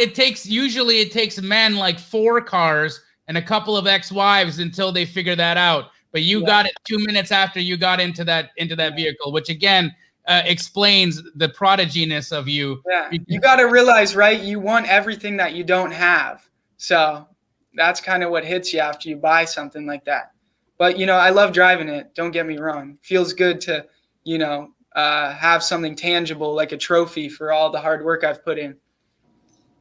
Unreal. What's your cost per contract? There's been a few people asking. Cost per contract. I'd have to look. I don't know off the top of my head. Okay. All right. No problem. We'll get back to you guys. Jacob will hit us back with that, and we'll post it in the. That's his next YouTube content video. Yeah. What's my average cost per deal? That's it, guys. And for those of you that aren't following Jacob on YouTube, go give him a follow on YouTube because he deserves it. And he's also going to put out what his cost per contract is. What's your handle on YouTube, Jacob? Just Jacob Blank. Look me up on YouTube. It should pop up. Or type in Jacob Blank Real Estate and it'll pop up. I want everybody who thinks this guy is inspiring, who thinks he's amazing, to do us 2 things right now. Share this on your Facebook or wherever share this on your Instagram so that people know you're watching it. And then also go give him a follow on YouTube because this guy is incredible, and you need to continue following him. How inspiring is this guy? Thank you. Couple things I want to jump on real quick. I'm noticing a tremendous amount of people squatting up in the comments today. Yes. We appreciate you guys. That's why we do this show. A lot of people ask why we put out so much free content. And one of the most important parts of this show is that in the first episode, we came up with the slogan of the show, which is Squad Up. And I see it. It's crazy what goes on in the side chat. So guys, if you're in Facebook, I think what's kind of happened is most people have converted over to either one of our 3 YouTube channels where we're streaming this from, Jamil, Brent's, or my own. You are missing a lot of the conversation if you're only in Facebook, just FYI. So I'm watching. It's like hundreds and hundreds of comments. Second thing I want to point out is, guys, we've had a lot of people stick through this show. We've reached close to 500 live viewers today. Jacob, congrats, man. That's a very high viewership. Usually we kind of hover around like 425, 450. Today we hovered around the 500 mark a couple of times. So that's number 2. Number 3, if anybody saw the post I made on Instagram today, I promised that I was going to give away some tickets to some of our friends. We are doing a real estate event first week in May. So what I want to do is, Jacob, you're on Instagram, right? Yep. Can you do me a favor and you go to can you pull up my Instagram right now? Yep. And while we're looking for some more questions to ask you, because I'm seeing a bunch of really good questions come across, will you go to the post I have of it's me holding up the sub 2 peace sign. And will you, yep, that one. Will you go down in the comments? And what I want you to do is I want you to find 15 people who tagged somebody else in that post, and I want you to type in your YouTube channel there. And what I'm going to do is I'm going to have my team, out of those 15 people, those people are going to get the ticket to the event off that Instagram post. So just reply to the ones. Yep, just reply and copy and paste your YouTube channel so everybody that sees that post can see your YouTube channel. Let's do it. Wow, you're giving me the honor to pick 15 people. You're picking 15 people. That's about... I'm going to be there too. So everyone that I pick, you'll be able to meet me. Perfect. What is the event, gentlemen? What is the event? All in Freedom. Oh, got it. Yeah. Jacob, I'll bring you up on stage. Awesome. Okay. All right, I'm going to pick these after this. And you guys will be excited. I'm going to be sitting beside Jacob as well. I just want to hang out with him. I just want whatever he's got to rub off on me. I love it. I love it. It's so good. So guys, don't forget the main thing you should be doing on the show is following the guest and following their journey. So give Jacob that respect and go follow his YouTube channel. He's got a lot of really good stuff coming out. And I think his next couple of weeks, he's going to do what's my average cost per contract video. He's going to essentially answer any questions you guys have in his comments on future YouTube channels. So go follow him right now. Jacob, is it just youtube.com/Jacob Blank? Yep, that's it. So you Love just it. look me up and it'll pop up. Putting out videos every week. I'm going to try to do it consistently the whole year. I did it for 5 months last year and only took a break for 2 weeks. So I think I can make it the whole year this time. Awesome. Lovely. Jacob, Rachel, do you still get Christmas presents from your parents? No, I don't get any gifts anymore because I make too much money. I don't get anything anymore. But, that's just how it goes. So unless I give them good gifts back, then they want to pay me back with a good gift. let's jump on this one. How do we go from 5 figures a month to 6 figures? Is there a major difference? Is there a major paradigm you have to shift mentally? Is there a technical thing? Is there a system, a software? Is it just simply going through the lumps and getting punched in the face multiple times? What is it that's going to take me from the $60,000 a month mark to the $101,000 a month mark? I think it's 3 things. I think it's a technical thing. I think it's a mental thing. And I think it's a consistency thing. I was having $40,000 months, $20,000 months, then hitting a 6-figure month, then 60K for a very long time. And then all of a sudden it started being 6 figures every month. And mentally, I had to get really overwhelmed. I needed to have way too much going on. I needed to be freaking overwhelmed for more money to come in. Technically, I needed more volume. I needed to up the marketing. That way I had a cushion. I had more leads, right? I had a cushion. So let's say 1 month I was only getting small deals, but I had more leads. So it was possible I could hit 6 figures because I was going to convert more deals. So that was important. Needed more volume. And what did I say? Mental, technical. Let me jump while you're thinking about another one, Jacob. Let me jump on that. I could not agree more with the way your personality, maybe there's a similarity in the way my personality works, is that I prefer to be overwhelmed and have chaos in my life because it gives me more things to sort through. It's like throwing spaghetti at the wall, right? Seeing what sticks. A lot of people want to do like one little thing at a time. I prefer overwhelm me, put my back against the wall because I perform way better when my back is against the wall. It's very similar to your dad and you running and gunning when your family was going through a bunch of crap. Things happen when you have nothing else to focus on except for that chaos and that back against the wall, mentality. So I do love that. I wouldn't say that that's a perfect fit for everybody, however. But for me, that resonates with me. I prefer to have way too much momentum and have to stay up late, get up early. That's my personality, but it doesn't mean it's the only way, because here's the thing is I travel with Jamil. Jamil is probably the most grounded person I know. He's very regimented. And in some ways he's the polar opposite of me. And the dude does 500 transactions a month. So guys, don't compete and don't compare. Find out what works for you and don't feel like you have to be a perfect spitting image of Jacob Blank. Now, here's what happens. I remember when Jalen White came on the scene, everybody wanted to be Jalen White. Okay? Everybody wanted to be Jalen White. Guess what, guys? Jalen White, we know him. We're in a mastermind with him, but he's not in wholesale anymore. Okay? You can get burned out if you don't build the proper systems and you don't have a long-term passion for this business. So don't try and burn yourself out. Even though that's what Jacob just said, it doesn't mean you have to go burn the candle at both ends of the stick. Right. It can't last. Being overwhelmed can't last forever. No. You got to have those breaks. But sometimes that's what you need to break through to 6 figures. But it depends on the person for sure. And then the final thing that I was going to say is consistency, right? Once you have 6 figures assigned in the pipeline, you take the gas off, and you can't do that because then next month is going to be 40K. And that's kind of the issue, right? It was just me and my dad making phone calls, right? And we had to put the numbers on the board, right? And we'd have 6 figures on the board, and we'd take the gas off and work on other things, podio, processes, systems, right? Because we felt like we had the time.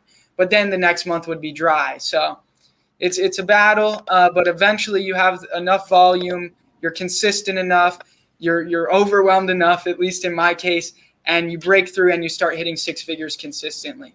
So when you started out, it was you and your dad, Jacob? What? When you were starting out, it was you and your dad hitting the phones? Yeah. Yes. Yep. I love that. And I mean, I see it in the future and we both had periods where he would go on a run and get a ton of deals, and then I'd go on a run and get a ton of deals. We'd put like 6 figures up. Then I'd go a run. One time I put up 200,000 in a matter of 2 months, and it was like crazy that I was that. So you were calling, doing acquisition, doing all the appointments, everything? And we were both just chasing after the next best deal, competing, trying to get the best deal. And it was fun. It was fun. How do you get enough data? Because I know 7.2 million calls means that's 2.4 million on average addresses that you have to get skip traced. At an average skip trace of 15 cents, that's $360,000. So do you have an in with? And by the way, that's 1 month. How many times do you go through that? You know what I mean? Yeah, I use something that not a lot of people use. I use Cole Realty Resource. It's $795 for the year. You get unlimited data with phone numbers for your market. There's a catch, though. You can only pull 1,500 records at a time. So you pull out like page 1 through 14, and then 14 through 20, and you pull them out. So there's only 1,500 records on a page, and then put them all together. So you got to have a VA do it to get tons on tons of records. But this is how you do it at a low cost. Also, it might not be the highest of highest quality, but it's definitely pretty good quality. And like I said, I'm doing broad marketing, so I don't care as much. I just want to talk to people. I don't even care if you own a home, right? So you're saying that you're only spending $750 a month on your data? A year. A year on your data? I buy other lists too, so I do spend, but I spend way less money on data than a lot of people in this business, for sure. And what's Can I say something? My favorite part of this before we move from the consistency thing. How many times do you think Brent, Jamil, and myself have heard a student that had, or not even a student, because I feel like our students have really go through some mindset training, and so maybe it's not so much there.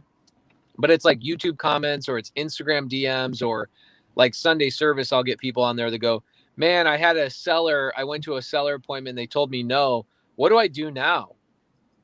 And I'm like, dude. Oh, another one. Keep going. Right. Well, that's what Jacob did, right? So after 8 months, or was it 4 months that you got your first deal and it fell through? Yeah, it was probably like 4 or 5 months that I got that first signed contract. So you were consistent through 4 months. Right?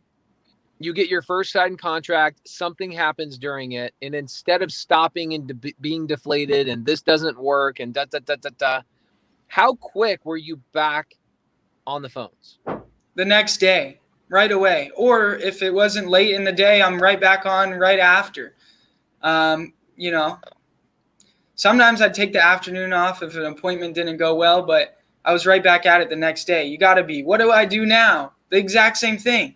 Go to another appointment, get a no again, and then do it again and again and again, and eventually you'll get a yes. And you better be counting your no's, because it's going to take a certain amount of no's to get a yes. So make sure you're counting them. How many no's? Like that's the most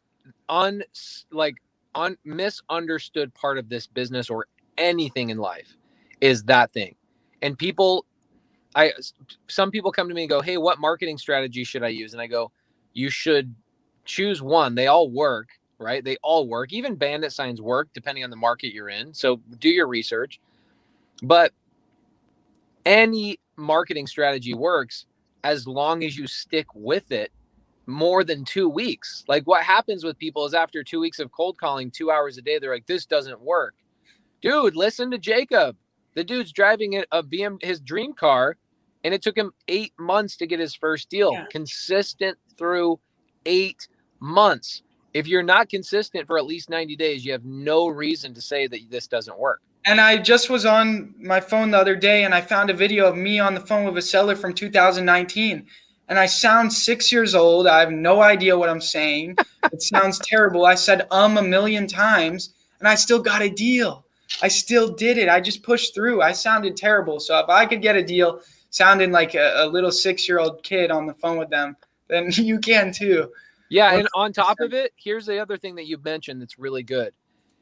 Hyru the Great says, how do you calculate numbers to make sure it's a good deal? I can tell you right now, the best show on YouTube right now is Straight Outta Compton, Jamil's on Wednesdays. There's no better show. I think it's the most brilliant show. It's been needed for years.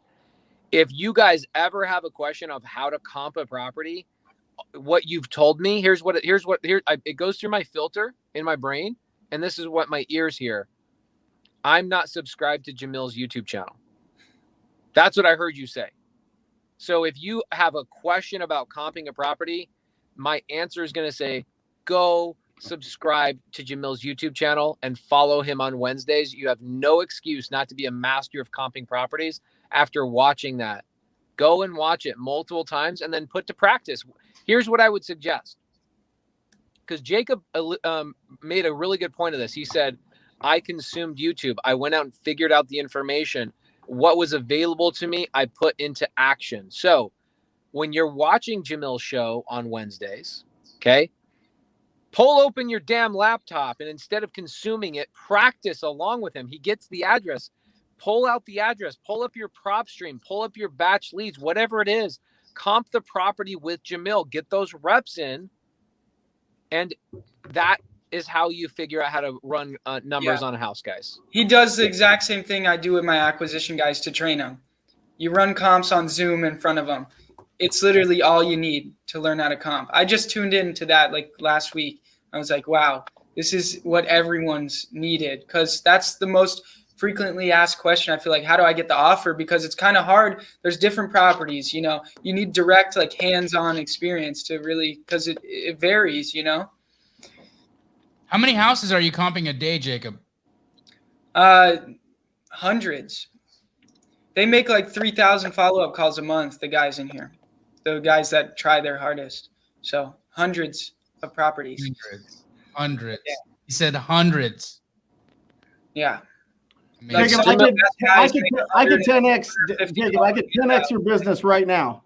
It's called Buy Good Data, because Cole Realty Resource is one of the worst of all time. I'm telling you right now, the worst. If you spent enough to get really good data and you're doing this kind of numbers, you could do 100 deals a month. Yeah, I don't know. According to these deals, I am telling you right now, I know the owners, I know where they're at. I've used Cole Realty Resource since 2008, bro. Like, I know this company. Their data is decades old. Like, it's not like, there's a reason it's $800 a year for like unlimited. There's a very specific reason. So I want everybody watching this knowing that Jacob can 10x if he gets really good data. I bought a really good list in Phoenix and I barely saw the difference. But I don't know. Who'd you buy it from, Jacob? We all went in on it. I'm pretty sure y'all might have the same list. Jared Vidalis and all of us went in on it. Got it. So that was a pretty good list. I didn't see much of a difference between the Cole, but definitely there is better data. But getting started too, like, you could save a lot of money because you need a lot of numbers, you know. Jacob, you are crushing, bro. You are doing such a great job. I would love to have you share some notes with my partner, Cody. We're averaging on wholesale, we average 1 in 50 leads turns into a contract. And then out of those 50, 1 in 30 turn into a creative finance deal. So essentially, you're at like 1 in 100. You could get 3 creative finance deals and 2 wholesale deals out of those same exact leads. So we got to maybe look at either your follow-up process or some of the things that your guys are saying. But I'd love to get with you when I get back in town and hang out. More important, I would love to bring value to you and have me and my team call in your dead leads, the ones that are like, no, I want $500,000 for my $450,000 house. Like, give me access to those. I'll give you some value, and then we'll share notes on some other stuff. Sounds good, bro, because we're really trying to help our conversion rate out. 1 in 100, it's not terribly awful, but it's definitely not good. Bro, you're driving an i8. You're perfectly fine, right? You're crushing it. So I'm super impressed. But this is the thing, and this is what's great about this industry, okay? When I was a contractor, contractors hold everything secret. They don't tell anybody anything they're doing. They don't want to share any information. When I jumped into this industry, it was like, wow, not only can I get this information, but like the guys that are giving it to me are like friendly. And not just friendly, they become my friends. I travel around with them. Our wives become friends. We go to parties together. We make money together. And so that's the doors that get opened up to you in this industry, guys. When you squad up, is that nobody is here to bash on anybody. It's all to bring each other up. Look what Jacob's doing, bringing everybody up. Like hundreds of comments today about how badass you are and how inspiring you are, dude. Keep elevating, keep freaking crushing, keep doing doing the thing. How's your dad enjoying the business, hanging out with his son every single day? It's awesome. It's always what he dreamed of. He dreamed to work with his dad and like take over his business. So it's his dream. So making it happen. And he was my hockey coach growing up too, and he feels like some of the things are the same with that too. So he loves it. Jacob, I got a question for you that's kind of burning in my gut. I need to know, what are your friends like? Who do you hang out with? They're just normal teenagers. I don't know. I'm on a whole different wavelength. It's kind of weird. So if you're trying to become really successful at a young age, there's going to be some other weird obstacles and challenges that you're going to go through just because you're just on a whole different path than everyone. How do you relate? How do you relate to people your age that when they're like, yeah, you guys want to go half on a Subway on a sandwich, and you're like, I could buy this. Relate. Like, how does that work? I don't even know. I can't relate on a lot of things. It's weird. I don't know. It is something that you run into. It's tough. It's the reason why 99% of people, don't make it. And so that's just the way it is. So you're always going to be around people like that. Hey, Jamil, I've got a question for you. Hyru is really, he's the one that asked the comping question. Now he's asking questions about rehab costs. Last time I went head to head with Jamil on rehab costs, I got schooled. Okay. I was a contractor for 10 years. And Jamil looks at so many properties every single day. He's got a really, really good set of formulas. So Hyru, bro, I would suggest, again, go and watch Jamil's live show on Wednesday. Jamil, what time is it at? 2 p.m. PST. 2 p.m. Pacific Standard Time. It is called Straight Outta Compin'. Coming straight out of Compin'. And Jamil will also show you how to evaluate renovation. He's spot on. I promise you, every time I spend 45 minutes looking through photos and measuring and all that kind of stuff and putting it on a spreadsheet, he has very simple set of formulas. It's not always the same formula per house, but he has a very simple set of formulas for rehab costs, and it's part of his comping process. So go watch his show. Boom. Jamil told me that if he gets 100 subscribers, he's buying me dinner. That's why I'm pushing you guys over to the show. I love it. You'll get it. It's a great.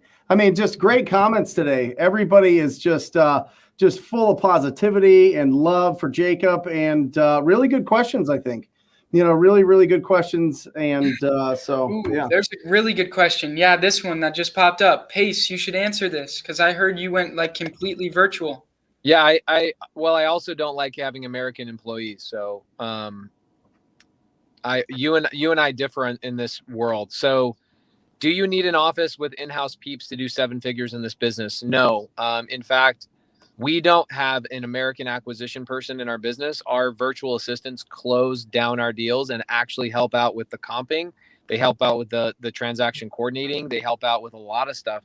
The entire process for us is automated other than a morning meeting, right? We have a morning huddle with our team, and I'm not even in it anymore, which is amazing. I get a check every month, and I'm like, holy crap, this is the greatest thing ever, is a real scaled business that doesn't require me to be there.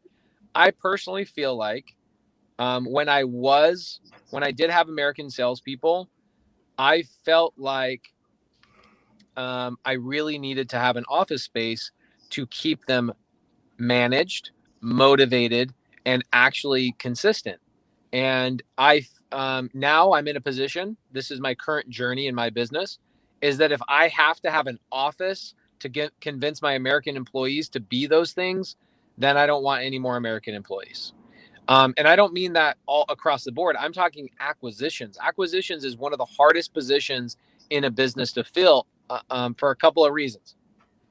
One, most people that are good at acquisitions are also entrepreneurial. So what you're really doing is you're teaching people to build their own business. And the second they get good, they're just going to leave, right? And then the ones who don't get good, you don't want them anyway, right?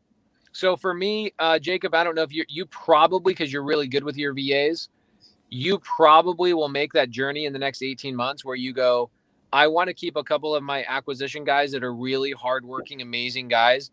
But as they don't work out or they don't want to elevate, I will probably ultimately say I'm going to go fully virtual. And that's where we're at right now. We actually are turning our current acquisition office into a student rental for ASU. And I will no longer have a house or an office dedicated to my acquisition business. And we're not doing as much as you, Jacob. We don't want to grow anymore. We're probably averaging about $150 a month in wholesale fees, but we use our wholesale business to acquire fix and flips, where we do another 125,000. And then we average about 8 new rentals every single month from sub-2 or seller finance from that same funnel. So for us, we're like, dude, if we can automate that, and that's our real estate side, and I don't have to have an office, that's the route we really wanted to go. Yeah. But when we had Americans, I felt like we really did need an office. Yeah, I see that possibly happening in the future too, because I don't want to be tied down to an office necessarily. So something definitely to think about. I think COVID changed everybody's mindset. I think it pushed this business 10 years into the future really, really fast, where people are like, wait, I can do this from home, right? Now, here's the caveat to that, is that inside my sub-2 mentorship, I have Americans that help my students close deals. But those Americans that are acquisition people are on base and plus bonus, right? So I'll pay an American, let's say $4,000 bonus on a $40,000 acquisition. With a virtual assistant, I'll pay them $50. So at some point, you've got to scale to that and keep more money for yourself. I'm not giving you advice, Jacob. I'm just kind of talking to the audience that there are phases of this business, and there's different flavors. This is like Baskin Robbins. And if you guys looked at my Instagram post from a couple of days ago, I said the hardest part about this business is the fact that there are so many different ways to skin the same cat. And so what happens is people jump on cold calling, they jump on ringless voicemails, they jump on texting, and they're trying them all out for 2 weeks or 3 weeks at a time. It's impossible to be successful in that realm. But make sure you look at all 4 of the guys on this screen. We all 4 have completely different businesses. All 4 completely different. Totally. Some have partners, some work with their family. Some have big, massive scaled operations doing hundreds of deals. Some are just saying, look, man, I just want to take home $40,000 to $80,000 a month. Take home's more important to me.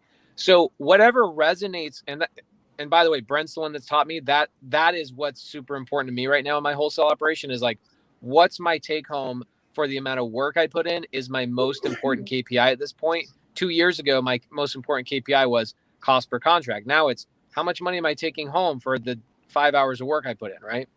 So pay attention to Jacob. Follow him on YouTube. If he resonates with you, then go follow in his footsteps. There is no one way to skin this cat. There's 1,000 different ways to skin this cat. You just got to find the one that you're in tune with. Well, Yeah. Jacob and I both know the way to skin the cat is to talk to people. Yeah. That's how you skin the cat. I mean, so you could go off all you want, Pace, but the core principle, baby, is picking up that phone and saying hello. Would you consider an offer on your property? Right? Yeah. And you do that 7 million times or 2 million times or whatever it is, and you do it 20 times, you do it 100 times, you do it 200 times. You're working with your dad, you're working with yourself, you're going, you make the calls, and you're in action. And that action is going to build the confidence, and that confidence, that's what separates the real leaders, the real people that are taking home the real money to their family, is that confidence, and the confidence to know that you can do that, the confidence to know that you could lead people, the confidence to know that you can have a bad month and bounce back, the confidence to know that you know different marketing channels are going to be appropriate for different times, but it all comes down to being proactive, and it all comes down to talking to people. It comes down to having those quality conversations. And I got my cost per contract pulled up. Just over. Grab the bell. It's just over $6,000. $6,182. Got that KPI for you guys. $6,182 cost per contract. That's fantastic. Your cost per contract would probably get a little bit lower if you had a higher quality data and you convert better. But even then, with what Brent's saying is low quality data and double half the conversion rate of what Pace's team is getting, a $6,000 cost per contract is not bad. That's pretty dang impressive. Yeah, and guys, let's talk about what you have to do to come up with a cost per contract. Okay, your cost per contract is every expense in your business divided by the average amount of contracts you're doing in a month. So let's say that Jacob is spending $60,000 a month in everything, right? Overhead, utilities, internet, gas for the cars, all the things, marketing, lists, acquisition people, everything, $60,000. Everything is $60,000, and he gets 10 contracts closed that month. That means he has a $6,000 cost per contract. That is a great number. I feel like that's a great number. I like it, dude. I like it. And you could just automate. And if I got creative, it would probably be around 3,000-4,000. Yeah, I would say our cost per contract right now is probably around the $3,000 mark. If it's just leads to conversion, like cost of leads, cost of acquisition people, that's $1,200 a contract. But then you add in the other overhead, you add in other things. We're about $3,000 a contract for an automated business. Wild, dude. Imagine you, achieving. Plus, I got to build a portfolio. I got to build wealth, because when you get all this cash, taxes just comes by and takes all of it. So you gotta be buying properties. So, bro, huge. Go, guys. If you want to learn about what Jacob's talking about, I paid $0 in income tax last year. We made millions of dollars, and I paid $0 in taxes. Go watch that Sunday service I did on depreciation, of how to use depreciation on rental properties or Airbnbs or all that kind of stuff, to essentially wipe out all that income that Jacob's making. Yep, I got to get on that, because it's crazy when you make a good chunk of money, what you see at the end of the year. Right. Something you'll learn when you're young and you make a lot of money. So Chris Kovinchik made a $50,000 assignment, and that's what that bell was for. But do it again so he knows it's for him. Chris Kovinchik, congratulations. Thank you for the show. $50,000 assignment is due to you. Go crush it and do what Jacob is doing and go and scale. But there was a question that Ronnie Fisher was asking, and she's asked, or he's asked, and I apologize if Ronnie, if I'm mistaking, if you're a man or a woman, I apologize. Ronnie wants to know, how did you decide to scale? And then once you did, what was the process? What was the process that you did to scale out? Because you're at 30 cold callers, you're at 5 acquisition guys, 4 local, 1 virtual, you and dad in the office. So this was a process. It didn't happen overnight. Would you give us what that roadmap looked like, please? Me? Sorry. Yeah. I missed your question. Oh, Sorry. no problem. No got problem. a text. Sorry. The roadmap? The roadmap on scaling. So when did you Oh, decide? the roadmap on scaling. Sorry, my bad. The roadmap on scaling. You know what worked, right? The first deal, whatever that was, you just need to double down and do more of it, and you will scale.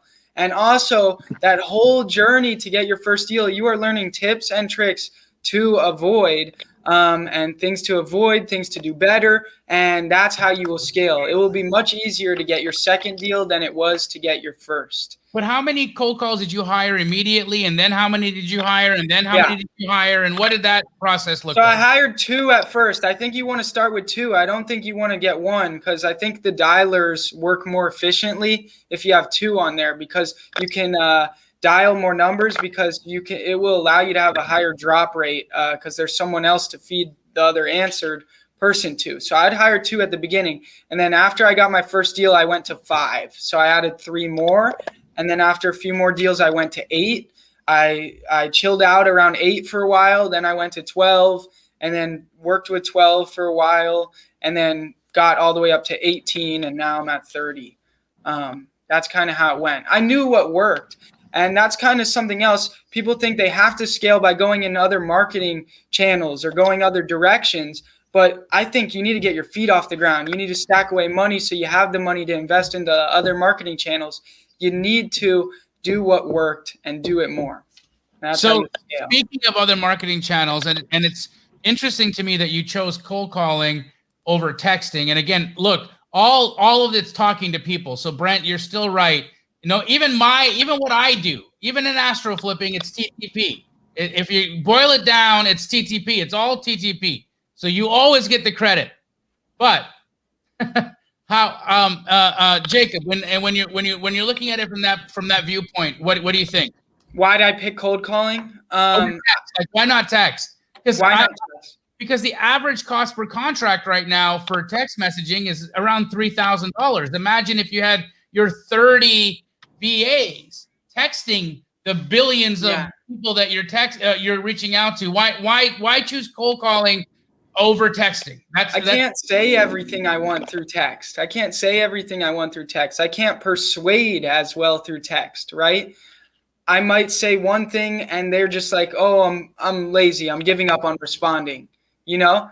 Oh, you asked too many questions. But are the VAs are they persuading or are they just handing you the lead? Like what's the They are collecting information, persuading, finding out the reason why, the timeline, right? And once you have someone on the phone, they'll give you a little bit of time to answer questions. When it's text, you're waiting for them to respond, and that could take hours, right? So who knows? And I want to chase. I want to get them, not wait. With text, it is proactive, but it's also reactive at the same time. You're sending the text out and waiting for the response. So am I doing some text messaging in my business? Yes, I am doing a little. I only spend under $1,000 a month on it. I text a few niche lists daily. I haven't got a deal from text, and I spend like $500 to $1,000 a month. I do it because I want to be on top of certain niches. So yeah, that's why cold calling is just it works. It just does. There's no way it won't. Have I tried PPC? Yes. Have I done some direct mail? Yes. I do a lot of SEO. SEO works okay, but that's the long-term play. We're almost at the point where we're breaking through and getting tons and tons of leads, but we've only done a few deals from SEO. Just it works. Everything. How did you train your cold callers? I trained them by what I did was my uncle actually owns a call center in Costa Rica, and he taught me a lot of cold call skills, sales skills, and whatnot. So what I did is he was in town, and we sat together for hours and built a packet. There's one thing having a script, but expanding off that script and building a 10-page packet that breaks down rebuttals, listening skills, right? Paying keen attention to the seller so they know, active listening skills, you name it, just down the list. Me Too techniques, different ways to relate, different ways to pull out your questions, different ways to get into the call. So I built a 10-page packet so that way I'd have a system, a process that these cold callers go through to learn from. And that's something that I feel like a lot of people miss out on as they're getting into this business. You need to be building these procedures and these materials. You need to be building these packets of training materials and document and record videos of how to do things. So that way you can provide it to the next guy that you're going to have to train.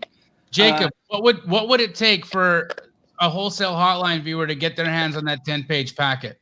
You know what? Let's see. How should we do the giveaway, right? Maybe, you know what? So I'm going to pick 15 people. I'm going to pick 15 people to attend All in Freedom. And then I'm going to pick a 16th person and I'm going to email them the packet.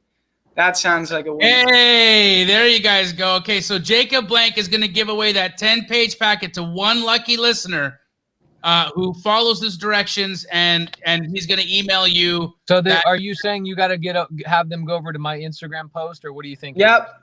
Got to go over to Pace's Instagram, comment, tag at somebody. So tag somebody in the comments. I'm going to pick 15 people to go to All in Freedom and one person to receive my cold call packet. Fan-friggin-tastic. Love it. Yes, I love it so much, Jacob. We're at this 90 minutes went by faster than I think any 90-minute wholesale hotline we've had that I've been on. I'm still super jazzed up. I could go for another 2 hours with this guy. Jacob, how do people reach out to you? How do we connect? Everybody here wants to adopt you. They all want you to date their kid. So how do they do that? Yeah, so connect with me on Instagram at JacobBlank_. YouTube, go subscribe. I teach a ton of stuff on there for free. I break down everything, give out all the games. So make sure you subscribe to my YouTube channel. Just look me up on YouTube, Jacob Blank. I also have a Facebook group. It's a small group. There's only 2,000 people in it. It's Millennial Motivate on Facebook. So if you want to join that, that's a good way to kind of be close and personal because it's a small group. And I'm on TikTok too, Jacob Blank on TikTok. Jacob, would you mind sharing that 10-page document with maybe a few select people from Astro, Sub 2, and TTP as well? Yeah, of course. Awesome. So if any of you guys are Astro flippers, TTP students, or Sub 2 students, Jacob's going to share that with us, and we will selectively hand that out to the people that deserve it. Jacob, you are so inspiring, brother. I appreciate you like tremendously. I was impressed with you before you came on this show. And now I'm like to the moon impressed with you, bro. You're a fantastic person. Your parents did an amazing job with you. Their parents did an amazing job with them. If I could look back at my life and say that I produced a child or a person in this world with your impact, your knowledge, your capacity to do something on this planet, I would be so thankful. I'd be so grateful. Hey, can I nominate a guest? Yes. I think we should have Jacob's dad come on here in a month. I agree. Let's do it. I agree. Because I give Jacob a 10 out of 10. I want to know his dad's an 11 out of 10. I haven't even spoken to his dad, but I just know like we should have a parent come on here and talk because it's come up multiple times. Check this out. It just popped up again, but this has happened multiple times. Barbara Christie says, Jacob, how can I inspire my 16-year-old to learn this business? Now, part of this is Jacob being who he is. The other part is your dad is a badass. I think we should nominate and figure out when we can get your dad on the show to talk about his perspective of your business. Yep. And how to get your children to learn this business and break that legacy curse that a lot of people have. What do you guys think? I think that's needed. 1,000%. I'll reach out to your dad, Jacob, and we'll set that up. Sounds like a plan. And thank you so much, Jamil, for what you said. That means the world, bro. I really appreciate it. You're just an incredible guy, man. Everybody follow Jacob Blank. Be his friend. Make your kids like him. Brent, take us home. Hey, guys. That's it. That's episode number 60. What an incredible episode it was. Pace in the car, looking good and bearded and grizzly. I don't know where you're at, but you're looking great. Jacob, thank you so much for coming on here and just opening up your business to everybody. And Jamil, you're the best of all time. So what else is there to say? You're the best. Everybody out there, keep squatting up. Make sure you're getting into the Facebook group. Make sure that you're joining Pace every Sunday on his YouTube channel. Join me on Wednesday mornings and join Jamil right after at 2 o'clock on his YouTube channel. Check check us all out. We are live answering your questions. Thank you so much, Jacob, for being on here. Until next time, guys, we love you. See you. Love you guys. See ya.